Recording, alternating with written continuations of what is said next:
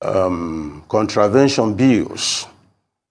Those items, about 10 items in that bill, the contravention was issued to us by FHA under the signature of the national chairman of FHA.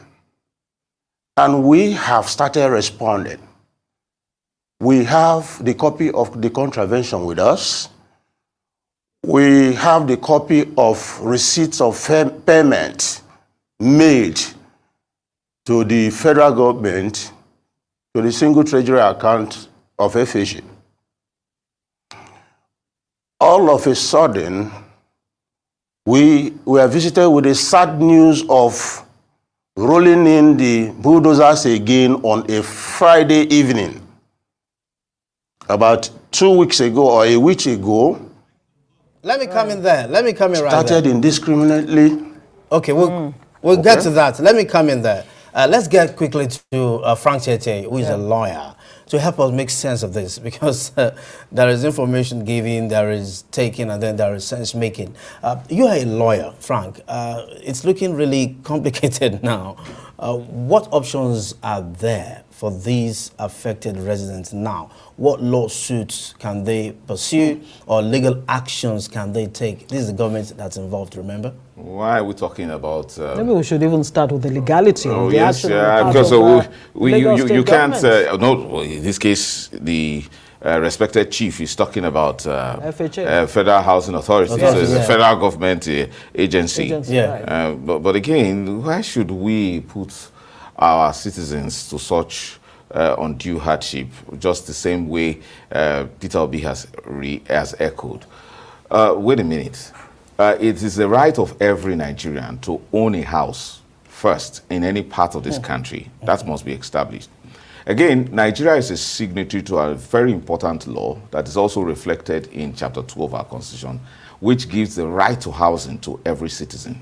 Now, meaning that the country, the government, is commensurably looking at the kind of resources that this country has had from its independence. Barring corruption, this country is able to provide a house for every one Nigerian out of the 200 million plus Nigerians. Now, this is a country that has a certain figure of 17 million plus housing deficit. Government hasn't been able to provide houses for people. The Federal Housing Authority that is being referred to here has failed woefully in providing houses for the teeming population of Nigerians. Probably it does that for the persons who have corruptly enriched themselves from government coffers. It doesn't care about citizens, the ordinary citizens. And it failed. We have successive governments, including these ones, that the governments, I would say in plural, that haven't been able to provide housing for these citizens. Now, if a Nigerian citizen is able to provide a house for himself, and considering that there is supposed to be a government official that is responsible for monitoring development, issues of urban development, they've stayed away. They turned a blind eye for all these years. And these Nigerians provided houses for themselves. And then nobody told them that you are building on the wrong land. In fact, some of them got approvals to build. And then after staying there for 10 years, building houses that they probably labored for 20, 30 years to build, then you wake up one morning on the basis of one notice and the other, and you demolish that house. That is criminal in the first place. And again, that is most insensitive. Expectedly, and again, like Chief Imoyawu has mentioned, probably you are able to prove that the building, the erection of the building was illegal. But you have to give what we call sufficient notice, because and such notice, when you talk about sufficient notice, should consider the issue of compensation or relocation, or even time for the man to be able to gather resources to relocate himself. A house that took somebody 30 years to build, you should be able to give at least 10 years of notice to say, please relocate. Frank, now there is this... Yeah, Frank, sorry to cut your train of thought there. But the danger of the ethnic coloration is very dangerous. How dangerous is it? It is very dangerous. Especially when you hear Ohanaeze and Ndibo say to Ndibo in Lagos, look, it's time to begin to look towards home to invest. I learned from Professor Odinkalu How should the president, how that should President people Tinubu, how should should the learn to government? listen to what is not spoken. What is Right. not spoken here, right? When people speak, listen to what is not spoken. What is not spoken here is that it is retribution day for a certain ethnic group. Of course, Chief Nwayanwu speaks for that ethnic group, in the sense that the earthquake, the cataclysmic political earthquake that visited Lagos State in the last election is so fresh in the minds of the political players, those who control political power at this time, Right. that they couldn't even wait for a year or to give proper notice, but to actually clip the finger and clip the wings and the presence of the Igbo ethnic nationality in Lagos State. You should be able to, disabuse the mind of Nigerians when you follow proper order. Now the idea is this: it becomes a targeted eviction of a certain ethnic group, and becomes worrisome for a country that claims to be a federation. No, Frank. And that's the reason. That's the exact thing that Chief Nwayanwu and Peter Obi are not saying. Okay, They should say Frank. plainly that the Igbo ethnic extraction is being targeted right now in Lagos State, and in that case, only the president must, as a matter of urgency, intervene. In that case, very, very well. Now, we'll get back to Chief Nwayanwu, but I don't want us to lose track of what's even most important here. What can the affected people do immediately? In Nigeria, it's difficult for them to do anything. What should happen is that it shouldn't even be done in the first place. Frank, Why should hold people on. be constantly under harassment by government that is supposed to protect them? Why? Hold on, Frank. We do understand you're passionate about this. Imagine how more passionate Henry Arinzechi would be. That question really should go to him. Tolu, you have a point to raise with him. Go ahead. Henry, the deed has been done, but then we're just looking at how to mend the damage. So, when issues like this come up against the government, there's very little you can do. So, what are your suggestions to the affected people, the affected residents? What can they do immediately? What are you asking for? My brother, we are homeless. I want you to know that we are homeless. Some people are now in the hospital because of the trauma. Do you know that some of us were given only 1 hour in the wee hours of the night to vacate our houses? And if you refuse, they will throw tear gas in your room, in your houses. They don't even want to know whether there are newborn babies in that house. My windscreen, the windscreen of my car got broken, and I had a black eye because I asked them, why should they be here by this time? To be honest, if you are asking me what to do, I am totally confused, because in this state, I cannot suggest of anything. We are homeless. People are, I want you to also know that there are another dimension to this matter. There are land racketeering in Lagos FHA here. I don't see the reason why a contravention bill will be issued to us and we are responding. We are paying. As I am talking to you, I have receipt of payments I made. I have contravention issued to us. But the Lagos FHA here turned a deaf ear when we are telling them that we have contravention. What they told us is that the contravention was not issued in our name. But we have a lawyer who is interfacing for us, and that lawyer, the contravention was issued to us through the lawyer. And they are telling us that that contravention is unacceptable to them.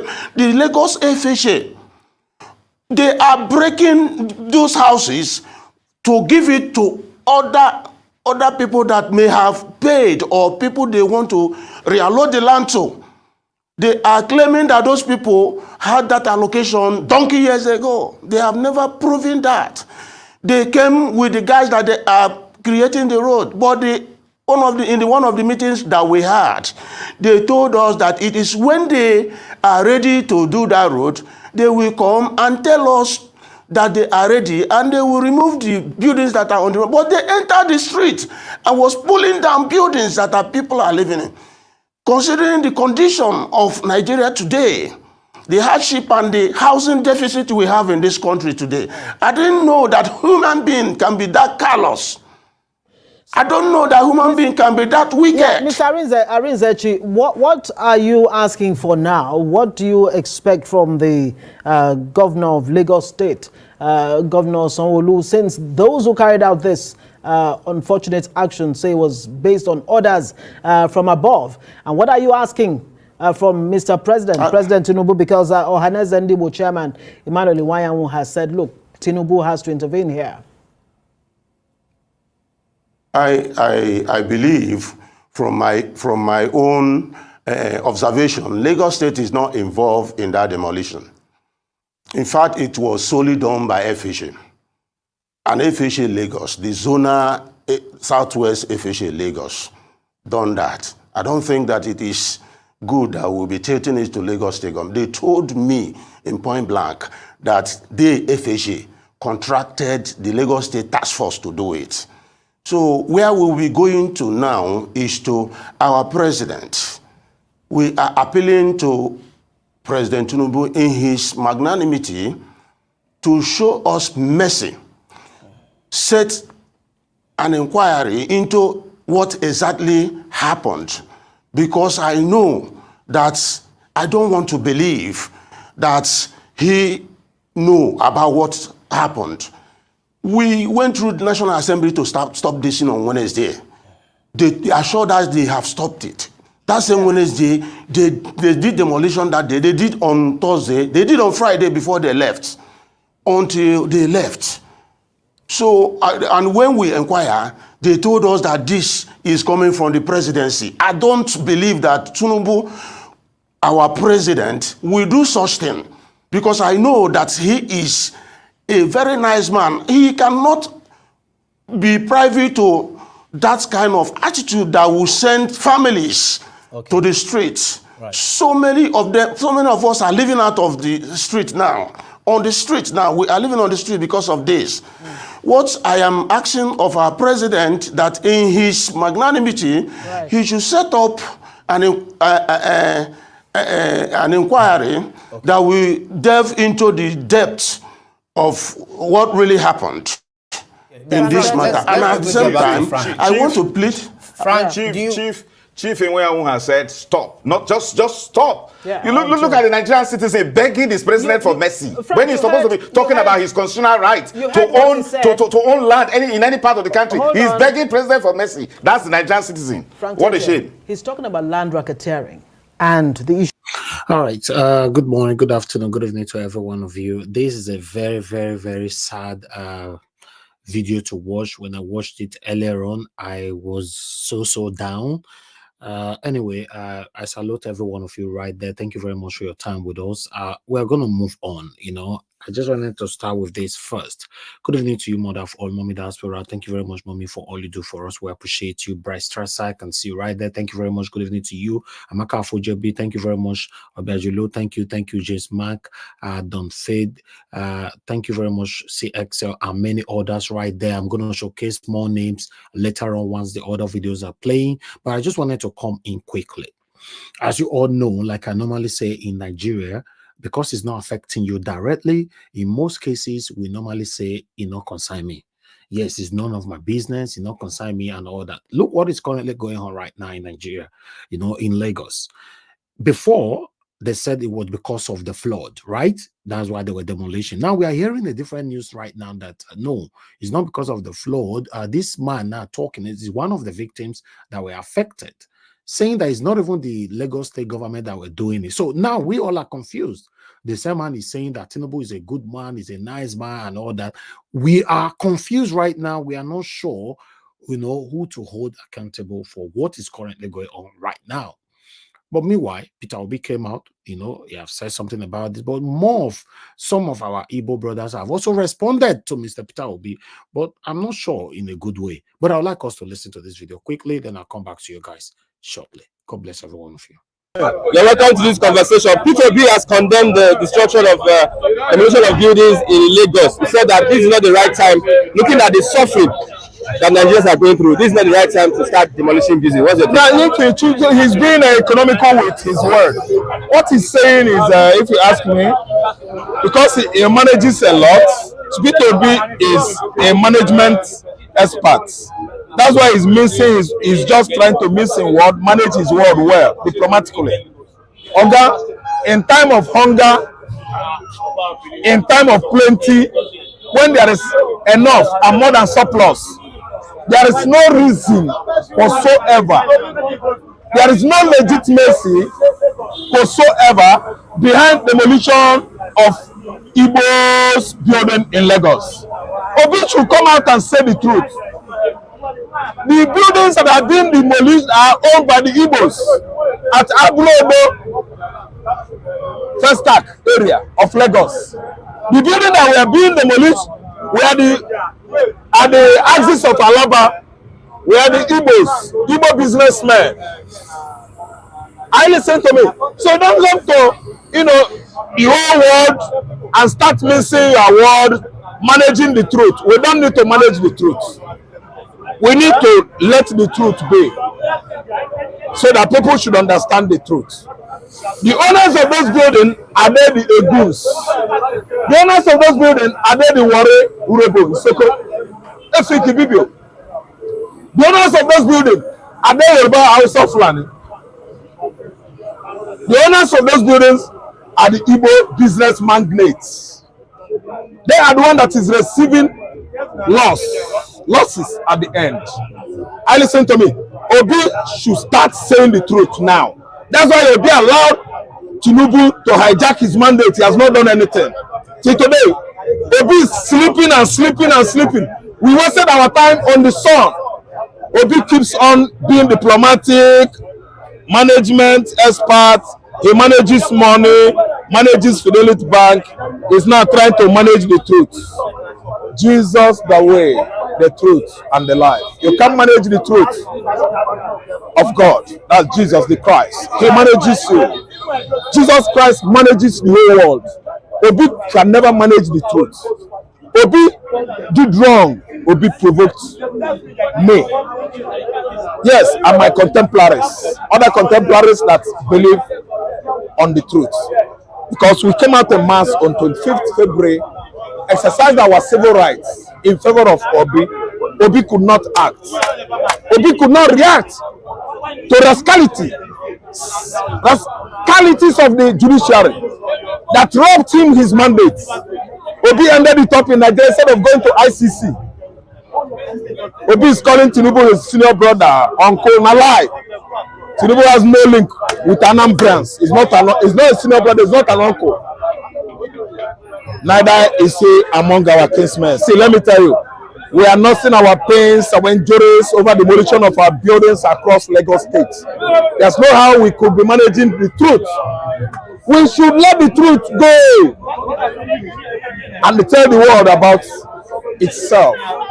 Okay, let's look at House of Assembly. When Tinubu was about to present the budget, all the senators stood and they were singing, "On your mandate, we shall stand." Yes, all the senators singing on your mandate, we shall stand, is because of the budget. I told you yesterday the budget was for salaries of the lawmakers. The bogus, the over gigantic budgets, so immense and colossal. Next year government expenditure is meant for payment of salaries of upper legislative chamber and the lower legislative chamber. So that's why they are singing on your mandate, which are what stand, because they are all thieves and fools. Igbo worldwide, Emmanuel Nwanyanwu on Thursday appealed to the Lagos State Governor Babajide Sanwo-Olu to intervene in the ongoing demolition of buildings in Lagos State, which he says affects a significant number of Igbo-owned properties in the state. Nwanyanwu made the appeal at a press conference in Abuja, where the Igbo Social Cultural Group met with stakeholders to establish an Ohanaeze relief agency to support Igbo citizens in distress and other Nigerians in need of help. Nwanyanwu promised to meet with Sanwo-Olu to appeal for the suspension of the demolition exercise until all facts are cleared. I've been watching with pens some children crying. I have seen a pathetic site where children came back from school, their home is being demolished, they were crying, they were shedding tears. I was moved as a human being, as a father. I know what is I come back and see my children crying because they're now a few hours before they had a home, now they are homeless. It's a very painful thing. I'm investigating the matter. Any of our people who actually had a proper approval by the agency and whose home is being destroyed, Ohanaeze will stand by them to make sure that reparation is paid to them. And I pray if Tinubu take a position on this matter, this thing will change, because as a governor of Lagos State, we didn't have any problem. So I believe that will help. Well, Ohanaeze has called on the president to weigh in on the matter, and I think he made a good point there, saying that this thing has been going on for years. I mean, we have heard from some citizens in Lagos saying that, they've been having conversations with the Lagos State government about their demolition, and now that is happening under a new administration, it is quite worrisome. But in the meantime, one of the affected victims, Henry Arinzechi, who is the chairman of King's Royal Estate in Festac, has claimed that his home was demolished by the Zonal Southwest FHA Lagos and not by the Lagos State government. Arinzechi made the claim on our nightly news program, Newsnight. He further alleged that the FHA is involved in racketeering for the purpose of allocating land to the highest bidder, and called on President Bola Ahmed Tinubu to weigh in on the matter. We are homeless. Some people are now in the hospital because of the trauma. Do you know that some of us were given only 1 hour in the wee hours of the night to vacate our houses? And if you refuse, they will throw tear gas in your room, in your houses. They don't even want to know whether there are newborn babies in that house. My windscreen, the windscreen of my car got broken, and I had a black eye because I asked them, why should they be here by this time? See, I want you to also know that there are another dimension to this matter. There are land racketeering in Lagos FHA here. I don't see the reason why a contravention bill will be issued to us and we are responding. We are paying. As I am talking to you, I have receipt of payments I made. I have contravention issued to us. But the Lagos FHA here turned a deaf ear. They are breaking those houses to give it to other people that may have paid, or people they want to reallot the land to. They are claiming that those people had that allocation donkey years ago. They have never proven that. Arinzechi has brought another dimension to Lagos demolition. We've heard from, the Commissioner of Water Resources, Tokunbo Wahab. He's talked about the fact that, those people that built houses built it in contravention of the laws. And, however, in the meantime, the presidential candidate of the Labour Party in the 2023 elections, Peter Obi, on Thursday faulted state governments carrying out demolition of buildings. Reacting through a now viral post on X, Obi said the demolition exercise is heaping more hardship on hapless citizens who are already battling with multi-dimensional poverty. The former Anambra State governor added that now is not the time to embark on a demolition spree, given the prevailing economic hardship across the country. His tweet reads in part, "Even if there were some violations, as the governments are claiming, this critical time is not auspicious for such an exercise, knowing the hardship in the land and the consequences it will have on the poor who are struggling to make ends meet with their little resources. The poor in our midst who are putting their meager resources are going through very severe financial stress that should not be multiplied further. In some cases, the properties being demolished are the lifetime savings and retirement abodes of the aged and incapacitated. My appeal, therefore, is for the respective governments involved in this act to consider the hardship in the country and try to put a human face to their action. While we should enforce sensible regulations, all actions of the government must show compassion. I do agree with Peter Obi on this score. The fact that, there is poverty in the land, I believe that, the government should show some compassion. Dr. Abati, I would like for you to weigh in on that gentleman who appeared on our nightly news program yesterday, where he accused the FHA of some sort of racketeering. Well, before now, there was another gentleman whose story was reported, who said that 4 people died. His wife was in hospital. About 3 of his neighbors were already down with a stroke because their houses were demolished. I think this same FHA, housing estate. One thing that the gentleman whose story you reported today has brought is to clarify that it's not the Lagos State government demolishing houses in certain parts of Lagos State. That is the Federal Housing Authority, and that there was an existing contravention bill for which they have been paying. Then those houses were demolished in the dead of the night, with families asked to move within 1 hour, otherwise the houses will be demolished. Now, which then takes us to the point made by Mr. Peter Obi, that these things should be done with a human face. Yes. At a time of serious hardship in the country, people cannot even feed themselves. The few who have managed to erect a building, you then go there and just pull it down. And what kind of blood flows in the veins of the man operating that caterpillar, for example?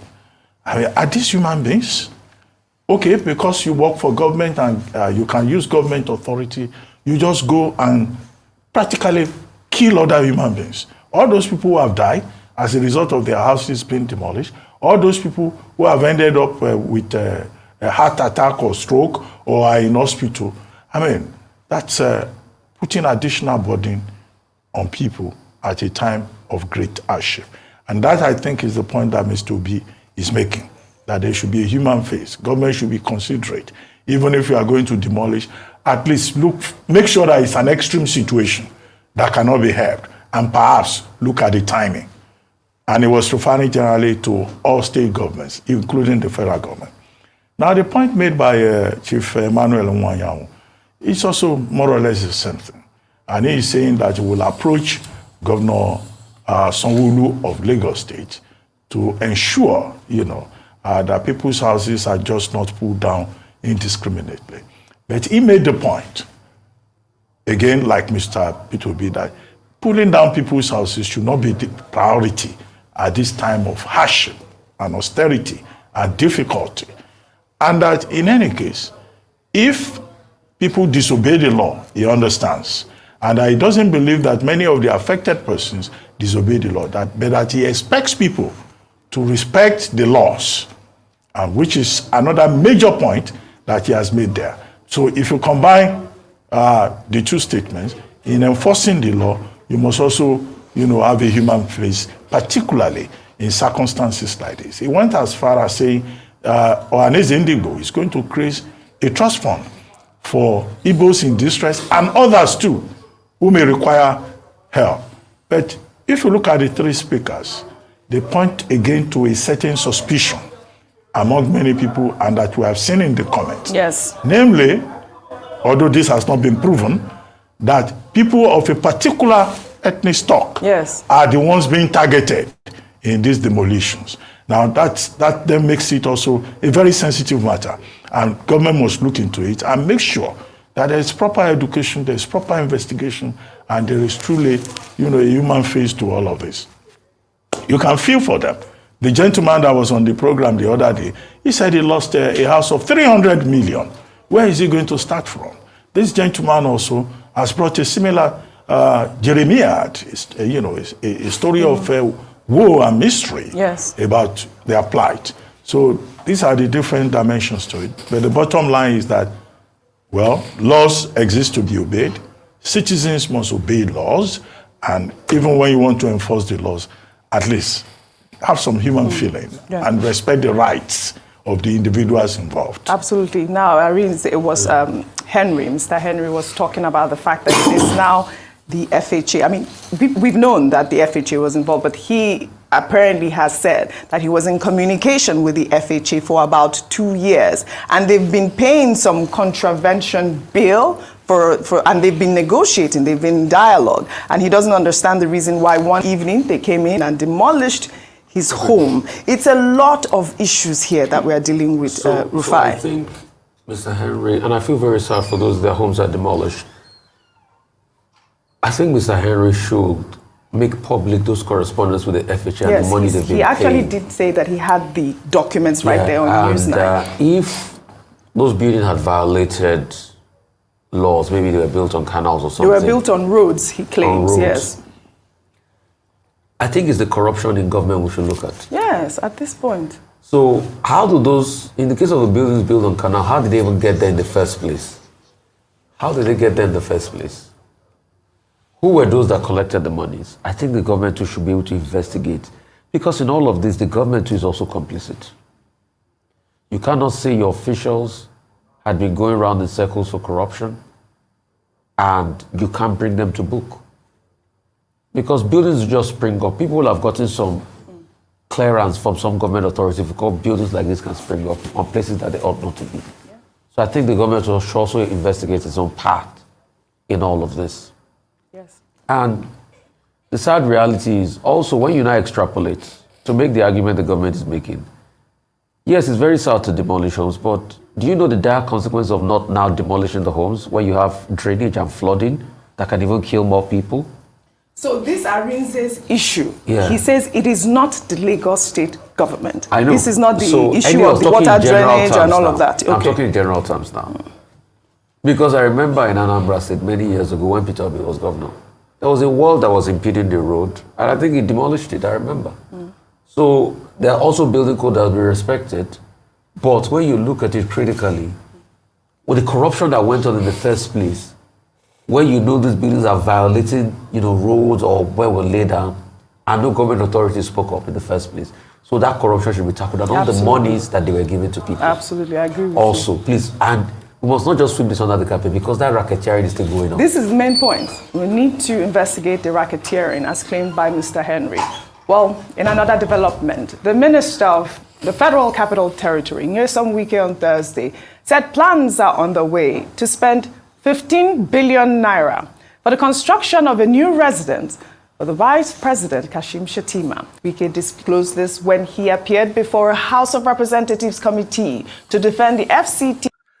My people, I guess on the year, right? Upon the suffering, the hardship in the country, the federal government, Nigerian government, is about to spend 15 billion naira to build a magnificent building, mansion for the vice president.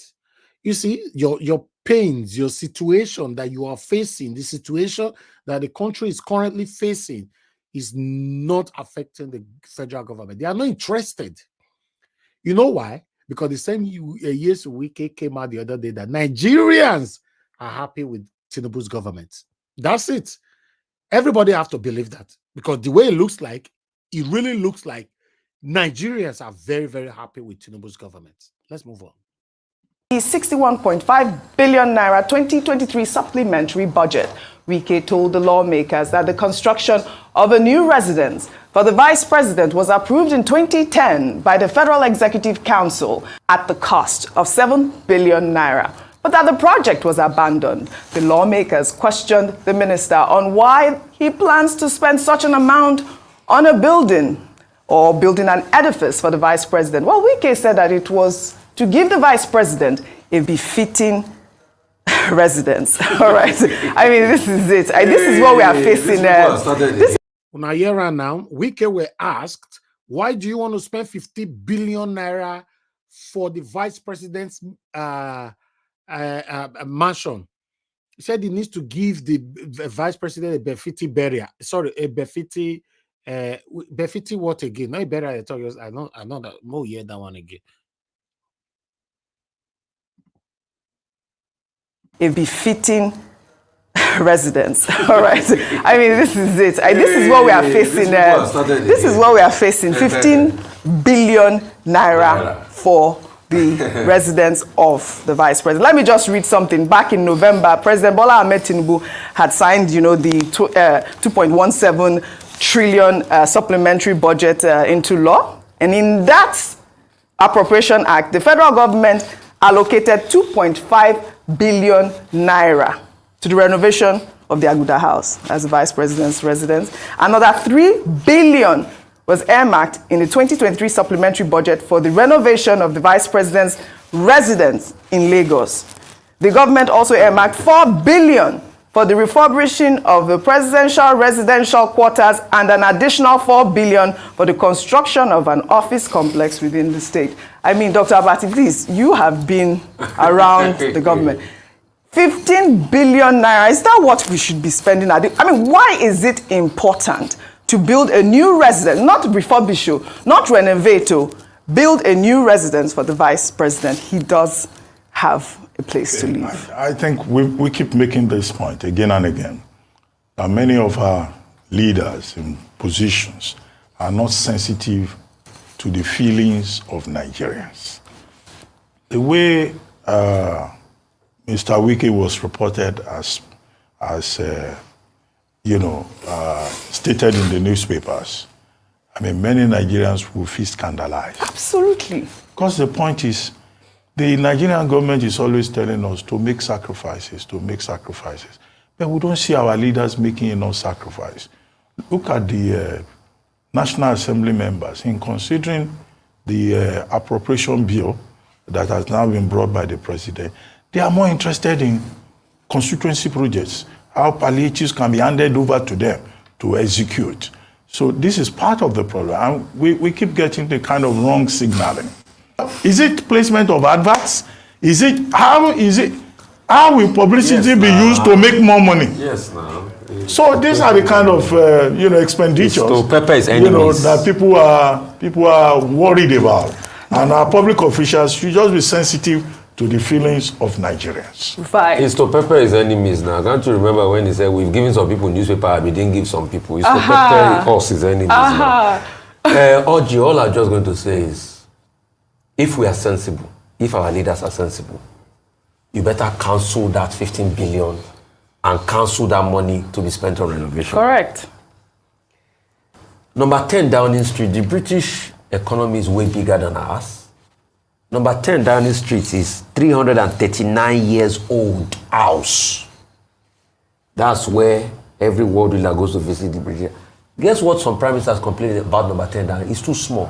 But they dare not say they want to go and build new prime minister's house. Talk of bringing out 15 billion. Talk of building 15 billion. Oji, that house we are seeing is 339 years old. It was started in 1682. It was completed in 1684. These guys don't care. They are wobbia.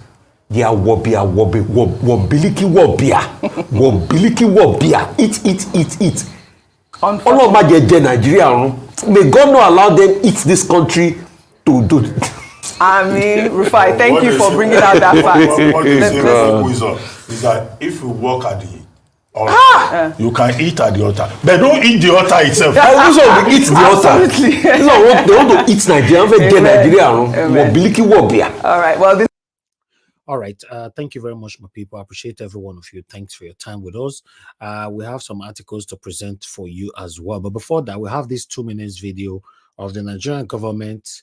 Rather, let me be specific. Nigeria Army, military are calling out for the uncomfortable situation by Simon Ekpa. And according to their word, that Simon Ekpa is a menace to the country. I would like us to listen to this, although the short video were uploaded on our channel earlier on. I believe many of you have seen it, but we're going to replay since it's part of the topic that we have for you all today. But I'm going to post out a link now for those of you that want to join this broadcast today. Please click on the link, join us here, and let's talk about the things that's affecting you and I.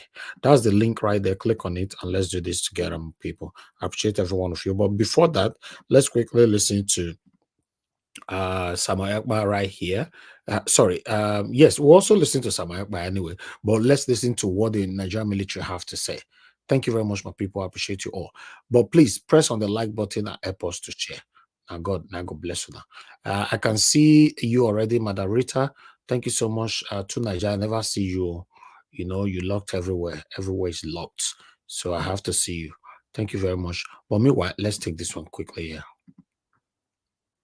Chiefs are accusing the judiciary of frustrating the fight against terrorism by releasing Boko Haram suspects.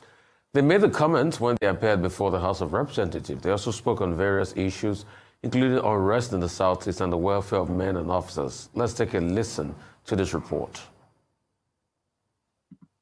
After the House refused to attend to representatives sent by the service chiefs last week, top officers are here following the directive of the Green Chambers. Wide range of issues affecting the country were raised by the security chiefs. Chief of Defense Staff set the ball rolling by accusing the self-acclaimed Biafra agitator, Simon Ekpa, of sabotaging security agents in the Southeast. General Christopher Musa accuses Ekpa of sabotaging security agents in the Southeast. General Musa disclosed this when he led other service chiefs and Inspector General of Police to appear before the House of Representatives at the commencement of the sectoral debate. One basic area we're looking at is this issue of the Southeast. Simon Ekpa. So this individual has become a menace to this country. Order. Samuel Ekpa has become a menace to this country. So the country must act on it diplomatically. Finland is having a free way, encouraging him to do what he's doing. By his utterances and his actions, he's affecting what is happening in Nigeria. We should never allow that, sir. So I think our foreign service need to step in to address such issues. It's either we invite the ambassador or somebody, they must explain why they are protecting him. And he's doing us more harm because by his utterances, a lot of people are being killed. We cannot sit back and just keep quiet.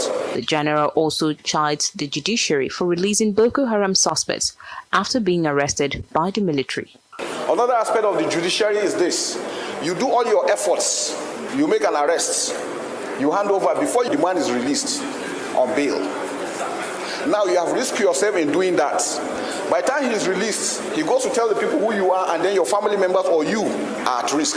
So it gets to a stage where the security forces are not even willing to do it, because once you get an arrest, the person is released.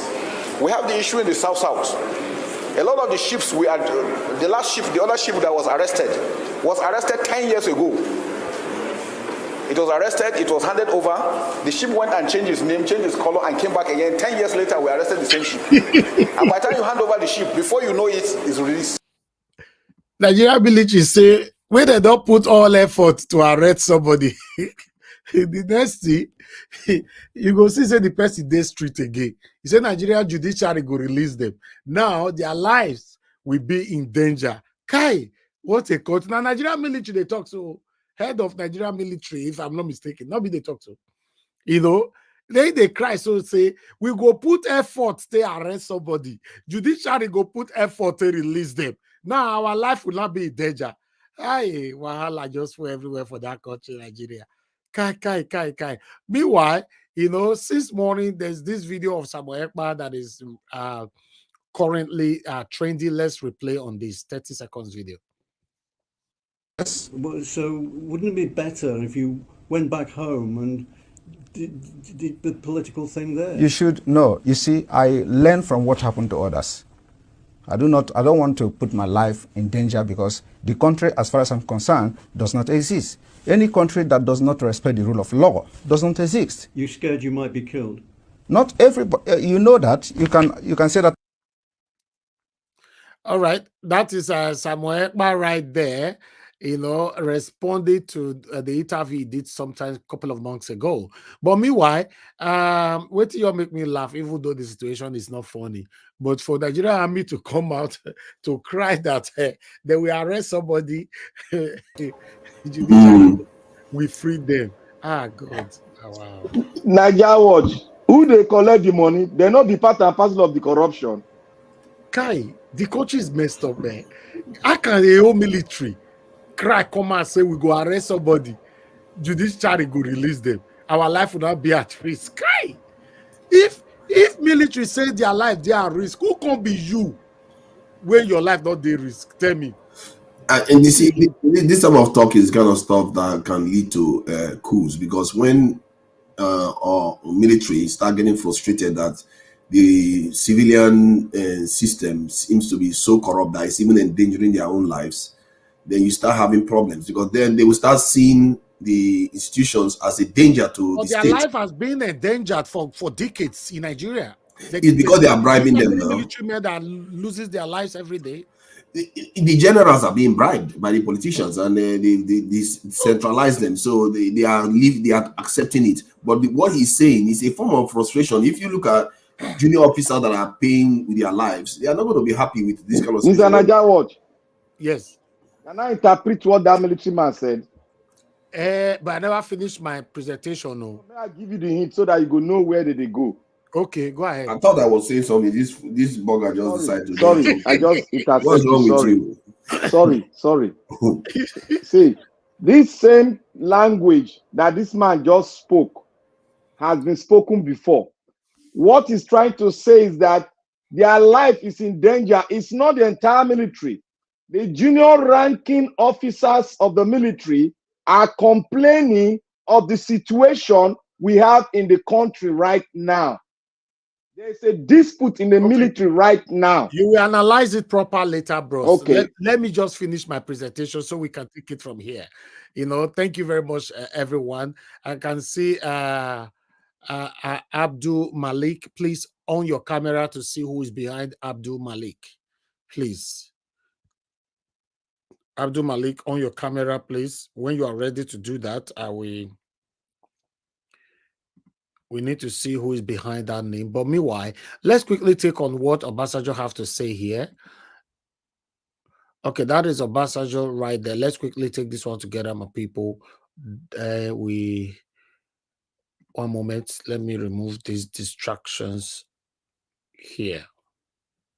Okay, that's Obasanjo talking right there, saying that Nigerians' younger generation will never get power unless it is positively disruptive. Now only we go understand that English, go understand, though. Some of us understand, but me not go interpret anything, no. Wait till Obasanjo to make I read that for them again. Obasanjo say Nigeria's younger generation will never get power unless it is positively disruptive. Then he went on. Let me read this. Nigerian younger generation should be positively disruptive to get power now, but not through violence. Former President Olusegun Obasanjo said on Thursday, he said whether in the military or in the private sector, leadership is very important, adding that the younger generation will never get power if they do not get it now. The youth, he advised, should run for elections in Nigeria and must not say they are not too young to run at 55. Unquote. If you can't run, what time do you have to run? When you go run, judiciary go take over. Anyway, let's move on. You have to be positively disruptive, but not through violence. If they call you leaders of tomorrow, don't accept it. If you don't get it now, you will never get it. How do you need to make those to make uncomfortable, uncomfortable, to make those uncomfortable? Okay. That's the solution. He said, if you listen to what Obasanjo is saying here, for me, Obasanjo is talking in riddles. Yes, he's talking in riddles, but it's up to anybody to digest it. Baba Ahmed come talk that he talks in riddles as well, but now nobody understands what is happening. But that's fine. I'd like us to quickly move on because I have other things to present to you guys. Okay, Abdul, I can see you already. Finally, Abdul Malik, how are you doing, sir? Please unmute yourself. You are muted. Abdul Malik, you are muted. You'll be trying, ladies and gentlemen, Abdul Malik have been trying to join this broadcast for the past 1 year, if I'm not mistaken. For the first time, only today, don't feel hater. If you call on the camera, if you on, if join, we don't feel Adam. If you not notice, I don't complain, I don't feel Adam. This is the first time, but the camera does still stay one place now. Abdul Malik, now you hear what they talk, so unmute yourself. Okay, you are not hearing me. Okay, all right. Maybe this one go before we will hear you. Maybe that one will still take another 6 months. Who knows? But let's take it from. Let's quickly move on, my people. Thank you very much, my people. Please bear with me, and let's do this together. Okay, I have another article here that I want us to take quickly. Don't worry, we are done with all videos, but I need to take very, very important articles here together. Okay. There's another article that is currently trending right now, that the budget that Tinubu presented was an empty box. How is that even possible? Hello? Abdul, can you hear me? Abdul, this is disruptive. You know, like this your network, the BS they get is disruptive. We cannot wait. Please, don't speak for now. Let me finish my presentation, Abdul, please. You know. Okay, let me put on the backstage for now so that the disruption can stop. All right, let me quickly go on with this, my people. As you can see, what we have there on screen for you. This one surprised me. You know, Tinubu's deceived us by presenting an empty box. Honorable Galambi exposed alleged budget fraud by Tinubu. Now, wow. Honorable Yusuf Chitu Galambi of the NNPP accused Bola Tinubu of presenting an empty appropriation bill to the National Assembly for the 2024 fiscal year. Okay, Galambi, who spoke to BBC Hausa, claimed that what Tinubu presented were empty papers for the photo ops, indicating a lack of sectorial allocation breakdown, particularly for crucial areas like education and health.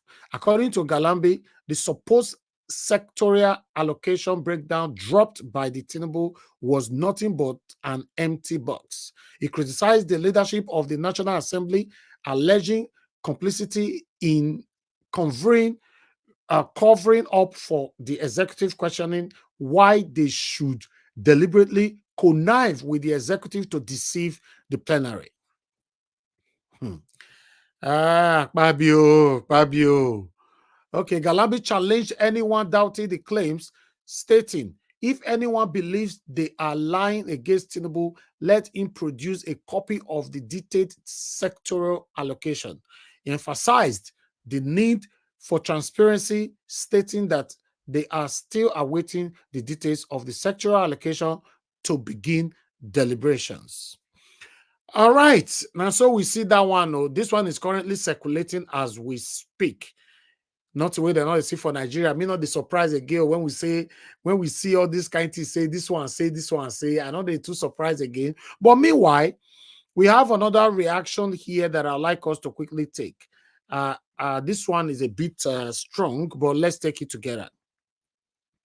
As you can see right there, Nigerian Supreme Court committed supreme scandal. Chidi Odinkalu. Okay, let's quickly see if we can take one or two paragraphs here. Odinkalu said this on Thursday while reacting to the controversies trailing the Apex Court failure to release the certificate true copy CTC of its judgment on Obi's case. After over a month, it dismissed the appeal of Obi Atiku Abubakar of the People Democratic Party, PDP, for lacking in merit. The former chairman of the National Human Rights Commission, NHRC, Professor Chidi Odinkalu, has described the Supreme Court's failure to present a documented judgment on the appeal of the Labour Party's presidential candidate in the 2023 general elections, Mr. Peter Obi, as a supreme scandal and height of judicial malefaction. Odinkalu said this on Thursday while reacting to the controversies trailing the Apex Court. Okay, let's look for his quotes, rather repeating ourselves here. Okay, I have one of his quotes here. Let me just take one or two paragraphs. One paragraph will be good. Okay, reacting to the controversies on his former Twitter, Odinkalu said, unquote, I don't know why people are speculating about the Supreme Court and the CTC in Peter Obi's case. the fact is clear that Supreme Court does not have a judgment in the case. That is a supreme scandal. What I get from reading this is simply that Supreme Court advised that the case of Peter Obi would abide by the judgment in the case of Atiku in order deliberately to avoid going on record about inconvenience issues. If so, what would be the height of judicial malefaction? Okay, I'll leave it right there. You see, there's a lot of accusation going on here. I believe I still have one more to go. Bear with me, my people. Just one more to go. Then we'll quickly take reactions and see what others have to say outside our own broadcast, our own channel. Okay, let me quickly bring this here. I bet make una press on the like button, my people. I never pay attention to that one since. You know, help us to press on the like button and let's do this together. Okay, I think I have another here. Okay, is that all? Okay, yeah, I have one more here. Good. Now why? Not too easy like that. Okay, let's take this, guys. Let's take this. Please help us to press on the like button. And God bless every one of you right there. Okay, as you can see, votes only can't guarantee victory in election. You need to play by rules of the game. Doguwa. Now you talk this one. Mokna get time because this is reality of Nigeria, what we all are facing. Votes only can't guarantee victory in election. You need to play by the rules of the game. Yes, former majority leader of the House of Representatives, Ado Doguwa, has said that prevailing in an election extent beyond mere vote count adheres to the established rules in equally crucial. Speaking on Wednesday during an interview on Channels Television, Doguwa addressed the current dispute enveloping the 2023 elections in Kano. He emphasized that in a democratic contest such as Nigeria, elections revolve around adherence to rules and regulations. Doguwa added that the participating in an election within the framework of these rules is what ensures its freedom and fairness. Doguwa said, unquote, "For me, when you ask me about what is going on in Kano, the going on is unusual. Kano has always been progressive, proactive state in terms of politics and ideology. When it comes to issues of this nature, controversies are always the landmark of our own kind of politics, and everyone is entitled to his own opinion. What our people may fail to understand, or some of our people are lacking in understanding, is that elections, especially in democratic settings like one we are operating in Nigeria, is always about rules of the game. It's not about I won election." Jesus, this one, we'll keep this one where. Let me take that paragraph again, make I move on. What our people may fail to understand, or some of our people are lacking in understanding, is that elections, especially in a democratic settings like the one we are operating in Nigeria, is always about rules of the game. It's not just about I won election. You see, why Peter Obi was playing I won election, why Tinubu was playing rules of the game. Let me say it so. Voila. Anyway, let's move on, my people. That is all we have for you today. But I'd like to take other people's reaction to some of the things we have presented to you today. Let me quickly take start from here. We have global citizens on here saying, this will only make sense when the following happens. 1, those who approve the building plans get severe consequences. 2, that demolition happens to all other estates, including places like Parkview Estate. 3, substantial compensation is made for losses incurred by these owners. So, as I take the reaction, just know, saying that some of the things that I presented today, we have Dr. Berry saying, He is one of those. He's responding to Olusegun Obasanjo here. He's one of those who finished Nigeria as a leader, so he has no local standing to talk on what Nigeria should look like or be at this time in history. We can't be allowing these crooks open their mouth around here if we need a Nigeria that can ever work. Other people attack Obasanjo not be small. Why we have Olasupo Jakes saying the most annoying thing about the 2023 presidential election is that the least qualified candidate who refused to communicate his ideas to Nigerians muzzled himself into power. Look at the mess he's creating now. While I have another person here, Bagwa Safwa. That name is a bit difficult to pronounce. But meanwhile, let's move on. You didn't fight the country's independence for the good of the people, rather for your selfish, power-hungry, and money-grubbing motives. Ever since our independence, the same old generation that fought for it has been fighting for power and share in the national cake. A shame. That one is responding to Olusegun Obasanjo right there, but I have 3 to go. Edwin said, you were part of the reason Nigeria is where it is now. So stop trying to clean the blackboard with a charcoal. Obasanjo don't collect woto. Then say your mind. Talk and say, we are here in Twitter waiting for the military to rescue Nigeria. We are not yet serious. All right, let's move on, my people. The last one here.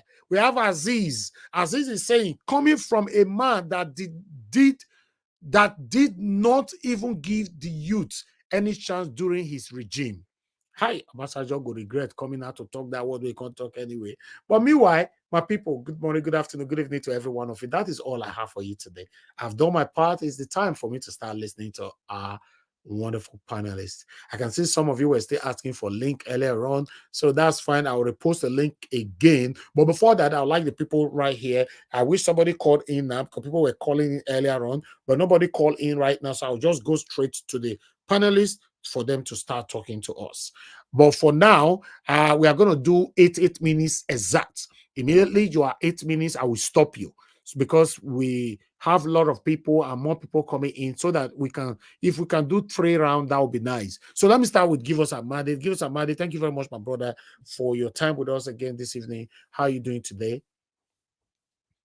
Well, greetings to you. Greetings to the panelists and everyone listening from all over the world. Greetings to everyone. When it comes to that demolition, the order from above, I wish you can probably pull up the video of Remy again and then showed Nigeria. That when that man said the order came from above, then you really know where the order is coming from. And then we can interpret that video and then make you. But is it not the same man that said Tinubu is a nice person? Which of the above are we not talking about? No, see, this is where we miss things when it comes to issues like this. If they ask you as a person, is Tinubu a nice person? You have your personal answer. I may not probably want to ask you that question, and that's why I said if you can pull up that video, I mean, just to oppose what that man said and then what that video said when Remy was making that assertion before the election. And then now the we man don't said, really need to pull it up anymore. People know the video we're yeah, and talking then about. the man said that it is not Lagos state government, but the order came from above. And then when they said the order came from above, you all know that the order came from Abuja. And then the order does not just come from Abuja. The order came from the man that sits the evil operation that sits in your Asorok. And this is to tell you that demolition actually did not contravene or contradict anything. That demolition that happened in Lagos did not contravene or contradict anything. And I'm going to say it again, that demolition in Lagos State does not contradict or contravene anything.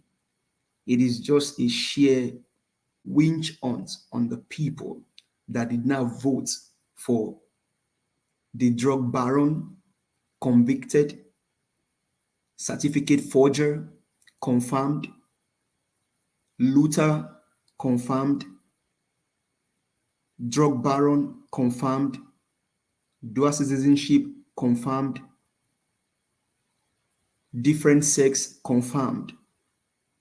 So there's no issue of allegedly here. All that I said is been confirmed. He has FBI case on him. He peddled drugs. He was deported twice in America, confirmed. There's no issue of allegation here. So that evil came from him because the people did not vote for him. That evil came from him because the people made a choice to vote for a right candidate. That evil came from him because he is the only candidate in the last election that lost his own state. That evil came from him because he did not win the election. Lai Mohammed confirmed it in Washington, D.C., that when they saw how the election was going, they have to switch beavers. And this also confirmed to you that this is not the will of God for the people. And it just confirmed the last article that you also showed, that people think they can win election by just mere voting in Nigeria. They have to play by the rule of the game. But Peter Gregory, will be my president, actually play by the rule of the game, went even to the highest most of everything. And Professor Chidi Odinkalu has just confirmed that Supreme Court did not give judgment. It was so easy that Peter Obi's lawyer did not do anything, but rather it was more easy for the Supreme Court not to have considered the judgment of Peter Obi. That is the evil that is going on in that country.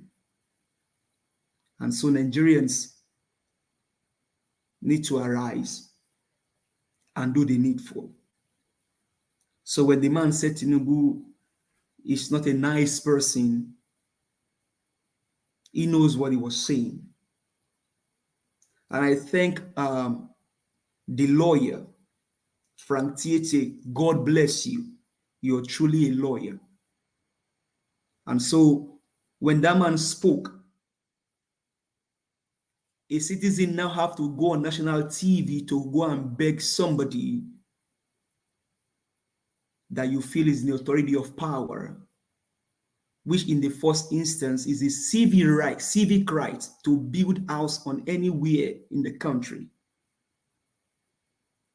Whether you're a Yoruba or Igbo or Hausa, you can choose to build house. You can decide to live anywhere you want to live in that country called Nigeria. Tinubu owns a home in New York. Maybe we need to now start calling people in New York.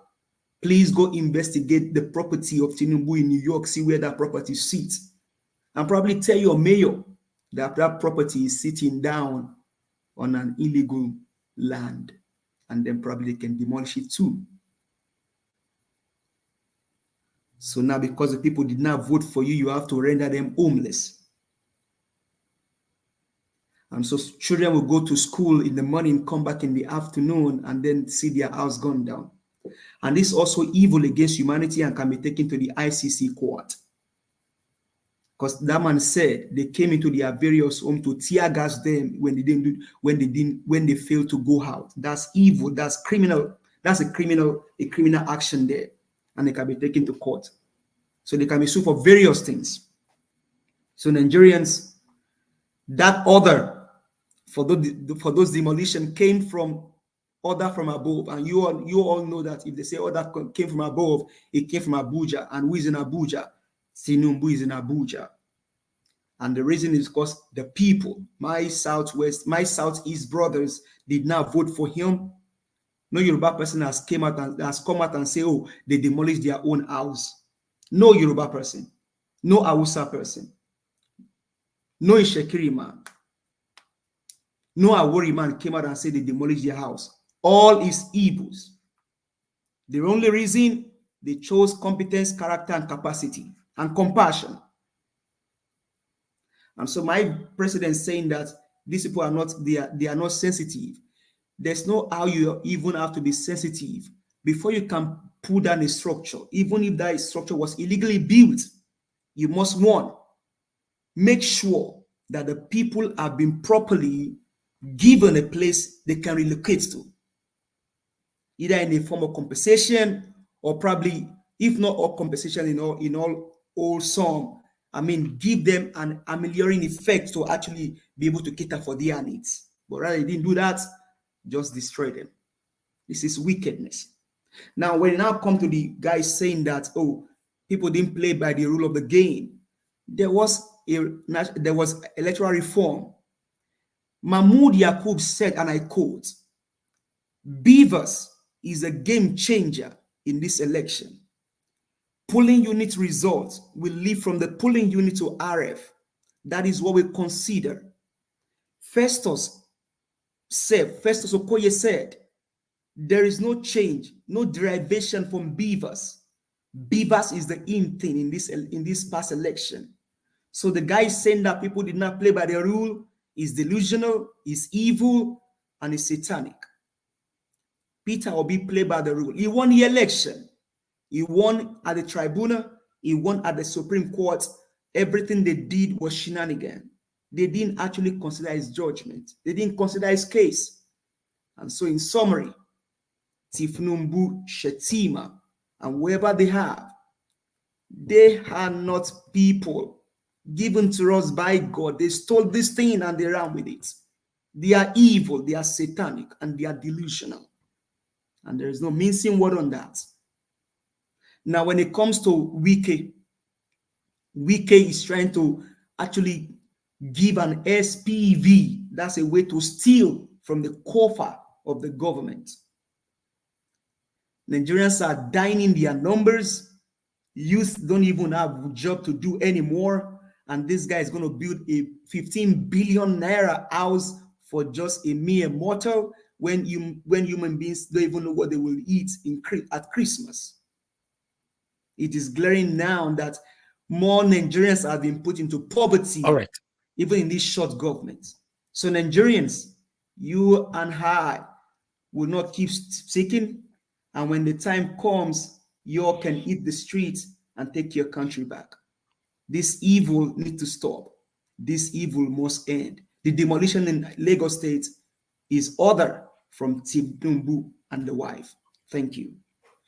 Thank you. Thank you very much, my brother. Give us a mandate. Thanks for your submission.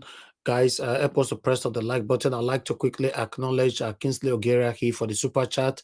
Thank you so much. Peggy Modi, thank you very much for the super chat as well. Thank you very much. I appreciate you all. May God bless you. May your pocket never run dry, my people. Thank you so much. Thank you, thank you, thank you. Guys, press on the like button. Press on that like button. And let me call on Madam Rita. Madam Rita, it's good to hear from you. Just 1 second, please, before you go to Madam Rita. And so when people compare Peter Obi administration to this, what they are doing right now, I don't think there's any need to compare those administration. They are two different people entirely. Peter Obi is not satanic as these people. So that should be said. Thank you. Yeah, who is comparing anyway? I've not seen that. You know, Rufai, and then Rufai said Peter will be demolished.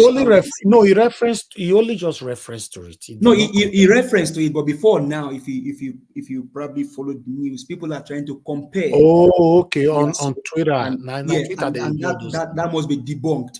Peter Obi is not satanic as these people. Peter Obi will not just demolish house for no damn reason. The houses that Dr. CM will come up maybe later on and then come and clear. He's an Anambra man. Peter Obi demolished houses belonging to kidnappers, to thieves, and to robbers. Thank you. Exactly. God bless you for bringing that on, my brother. Thank you. All right, Madam Rita, please, I would like you to talk to us. Good evening to you, ma'am. Yeah, good afternoon, Mr. Elvis, and everyone in the comment section. I missed you guys. Mommy Diaspora, I love you, Mom. You know, it's a pity that you know, this fraudulent administration, you know, has kind of placed the Yoruba race, you know, as bad. The same thing The last one that was in that caused that from Castina State, Buhari, his administration made everyone kind of stiffen when you hear Fulani. It's the same thing Agbado, the man from Bodilon, is doing, unfortunately. Everybody is quiet. At least majority of the Yoruba people are quiet. Very few of them are speaking up. At least like Mr. Give Us Our Mandate, Dele Farotimi, Pa Debanjo, the most reasonable ones are speaking. Very few.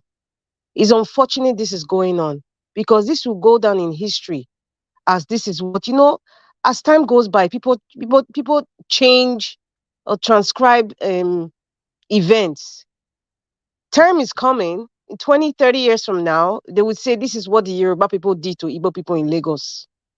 The same lies that they are talking about the civil war and say it was an Igbo coup. So this is the history that the man at Bodilon is creating. And he will be the Don, he will be the grandmaster of this evil history that he's creating. Those Yoruba people who are silent, who are enjoying, who are celebrating, who are kind of like acknowledging that, yes, we are doing this. Yes, we are doing this. The time is coming, they're going to regret it for sure. But you know what? I'm not ready for that time when they'll have some sort of epiphany of what has happened. It's coming. It's coming. History is being created every single day. What we are seeing now, let it be on record. Thank God for the likes of the internet now. In the time of the Biafra, maybe if we had if the internet was introduced then and events were being played and we hear different comments from different people, perhaps the kind of the evil assumptions that's been said about the Igbos and the coup, it wouldn't be as bad as now. But you know what? All these are records that we are making. These discussions, Mr. Elvis, I want to thank you again. It's going to come up in the next 10, 50, 100 years. People are going to actually see what happened. And they will now know that there was a grandmaster, a man, and some group of senseless human beings supported this evil. This is outright evil. When they keep talking about the FHA, Federal Housing Authority, Federal Housing Authority is under who? It's not under Agbado. It's under Agbado now. This is the issue I have. And I've said it before. I know there was some kind of squabble when I made that comment. Some Igbo people, were attacking me, which is fine. To me, Nigeria is the project. I don't really care what you think about me. But I keep saying, the leadership of the Igbo leadership, they have a self-esteem deficit. That's what I called it in the past. And I'm repeating it again. And what that man was explaining on Arise TV is exactly what I just said. Anybody could see it. See that grown man, that is somebody's father. He's possibly a grandfather. He doesn't even have confidence to even speak. He's begging. Even Chief Manuel Nwanyawu, the way he's speaking, I don't see a confident leader. I don't know about you. I'm not here to mince words. We are at this point in our lives. Nigeria is at this point where we don't need to mince words. We need to say the words as it is, respectfully, but truthfully. I believe what I'm saying is the truth, is because what I see is what I'm saying. You don't have to believe me, but this is what it is. If you're an Igbo person, you need to hear this. You guys need to get some liver. Your leadership needs to get some liver. Why is it begging? And I'm so happy that you are begging somebody for your constitutional right. Begging. This culture of begging, we should stop it. When Governor Obaseki was doing what he was doing, they don't say, see people were on their knees. I can't imagine my friends kneeling up for somebody that we voted for, that Nigerians voted for. You are kneeling down to beg. You gave him power. You are begging him to do the right thing. Because this is social media, I'm just trying to be very careful with the kinds of words I really, really, really want to say. And you know what? I don't really blame the Igbo leadership for this, because if you look at what happened to them in the war, you know what war does to people. Nigerians are going through PTSD. A lot of Igbo people especially are going to some form of PTSD from the war. Even the ones who are surviving, even the ones who were children, they are still going through that PTSD. And that's why you could even see that kind of low self-esteem of coming out to explain or to ask for something. There's this aura of begging.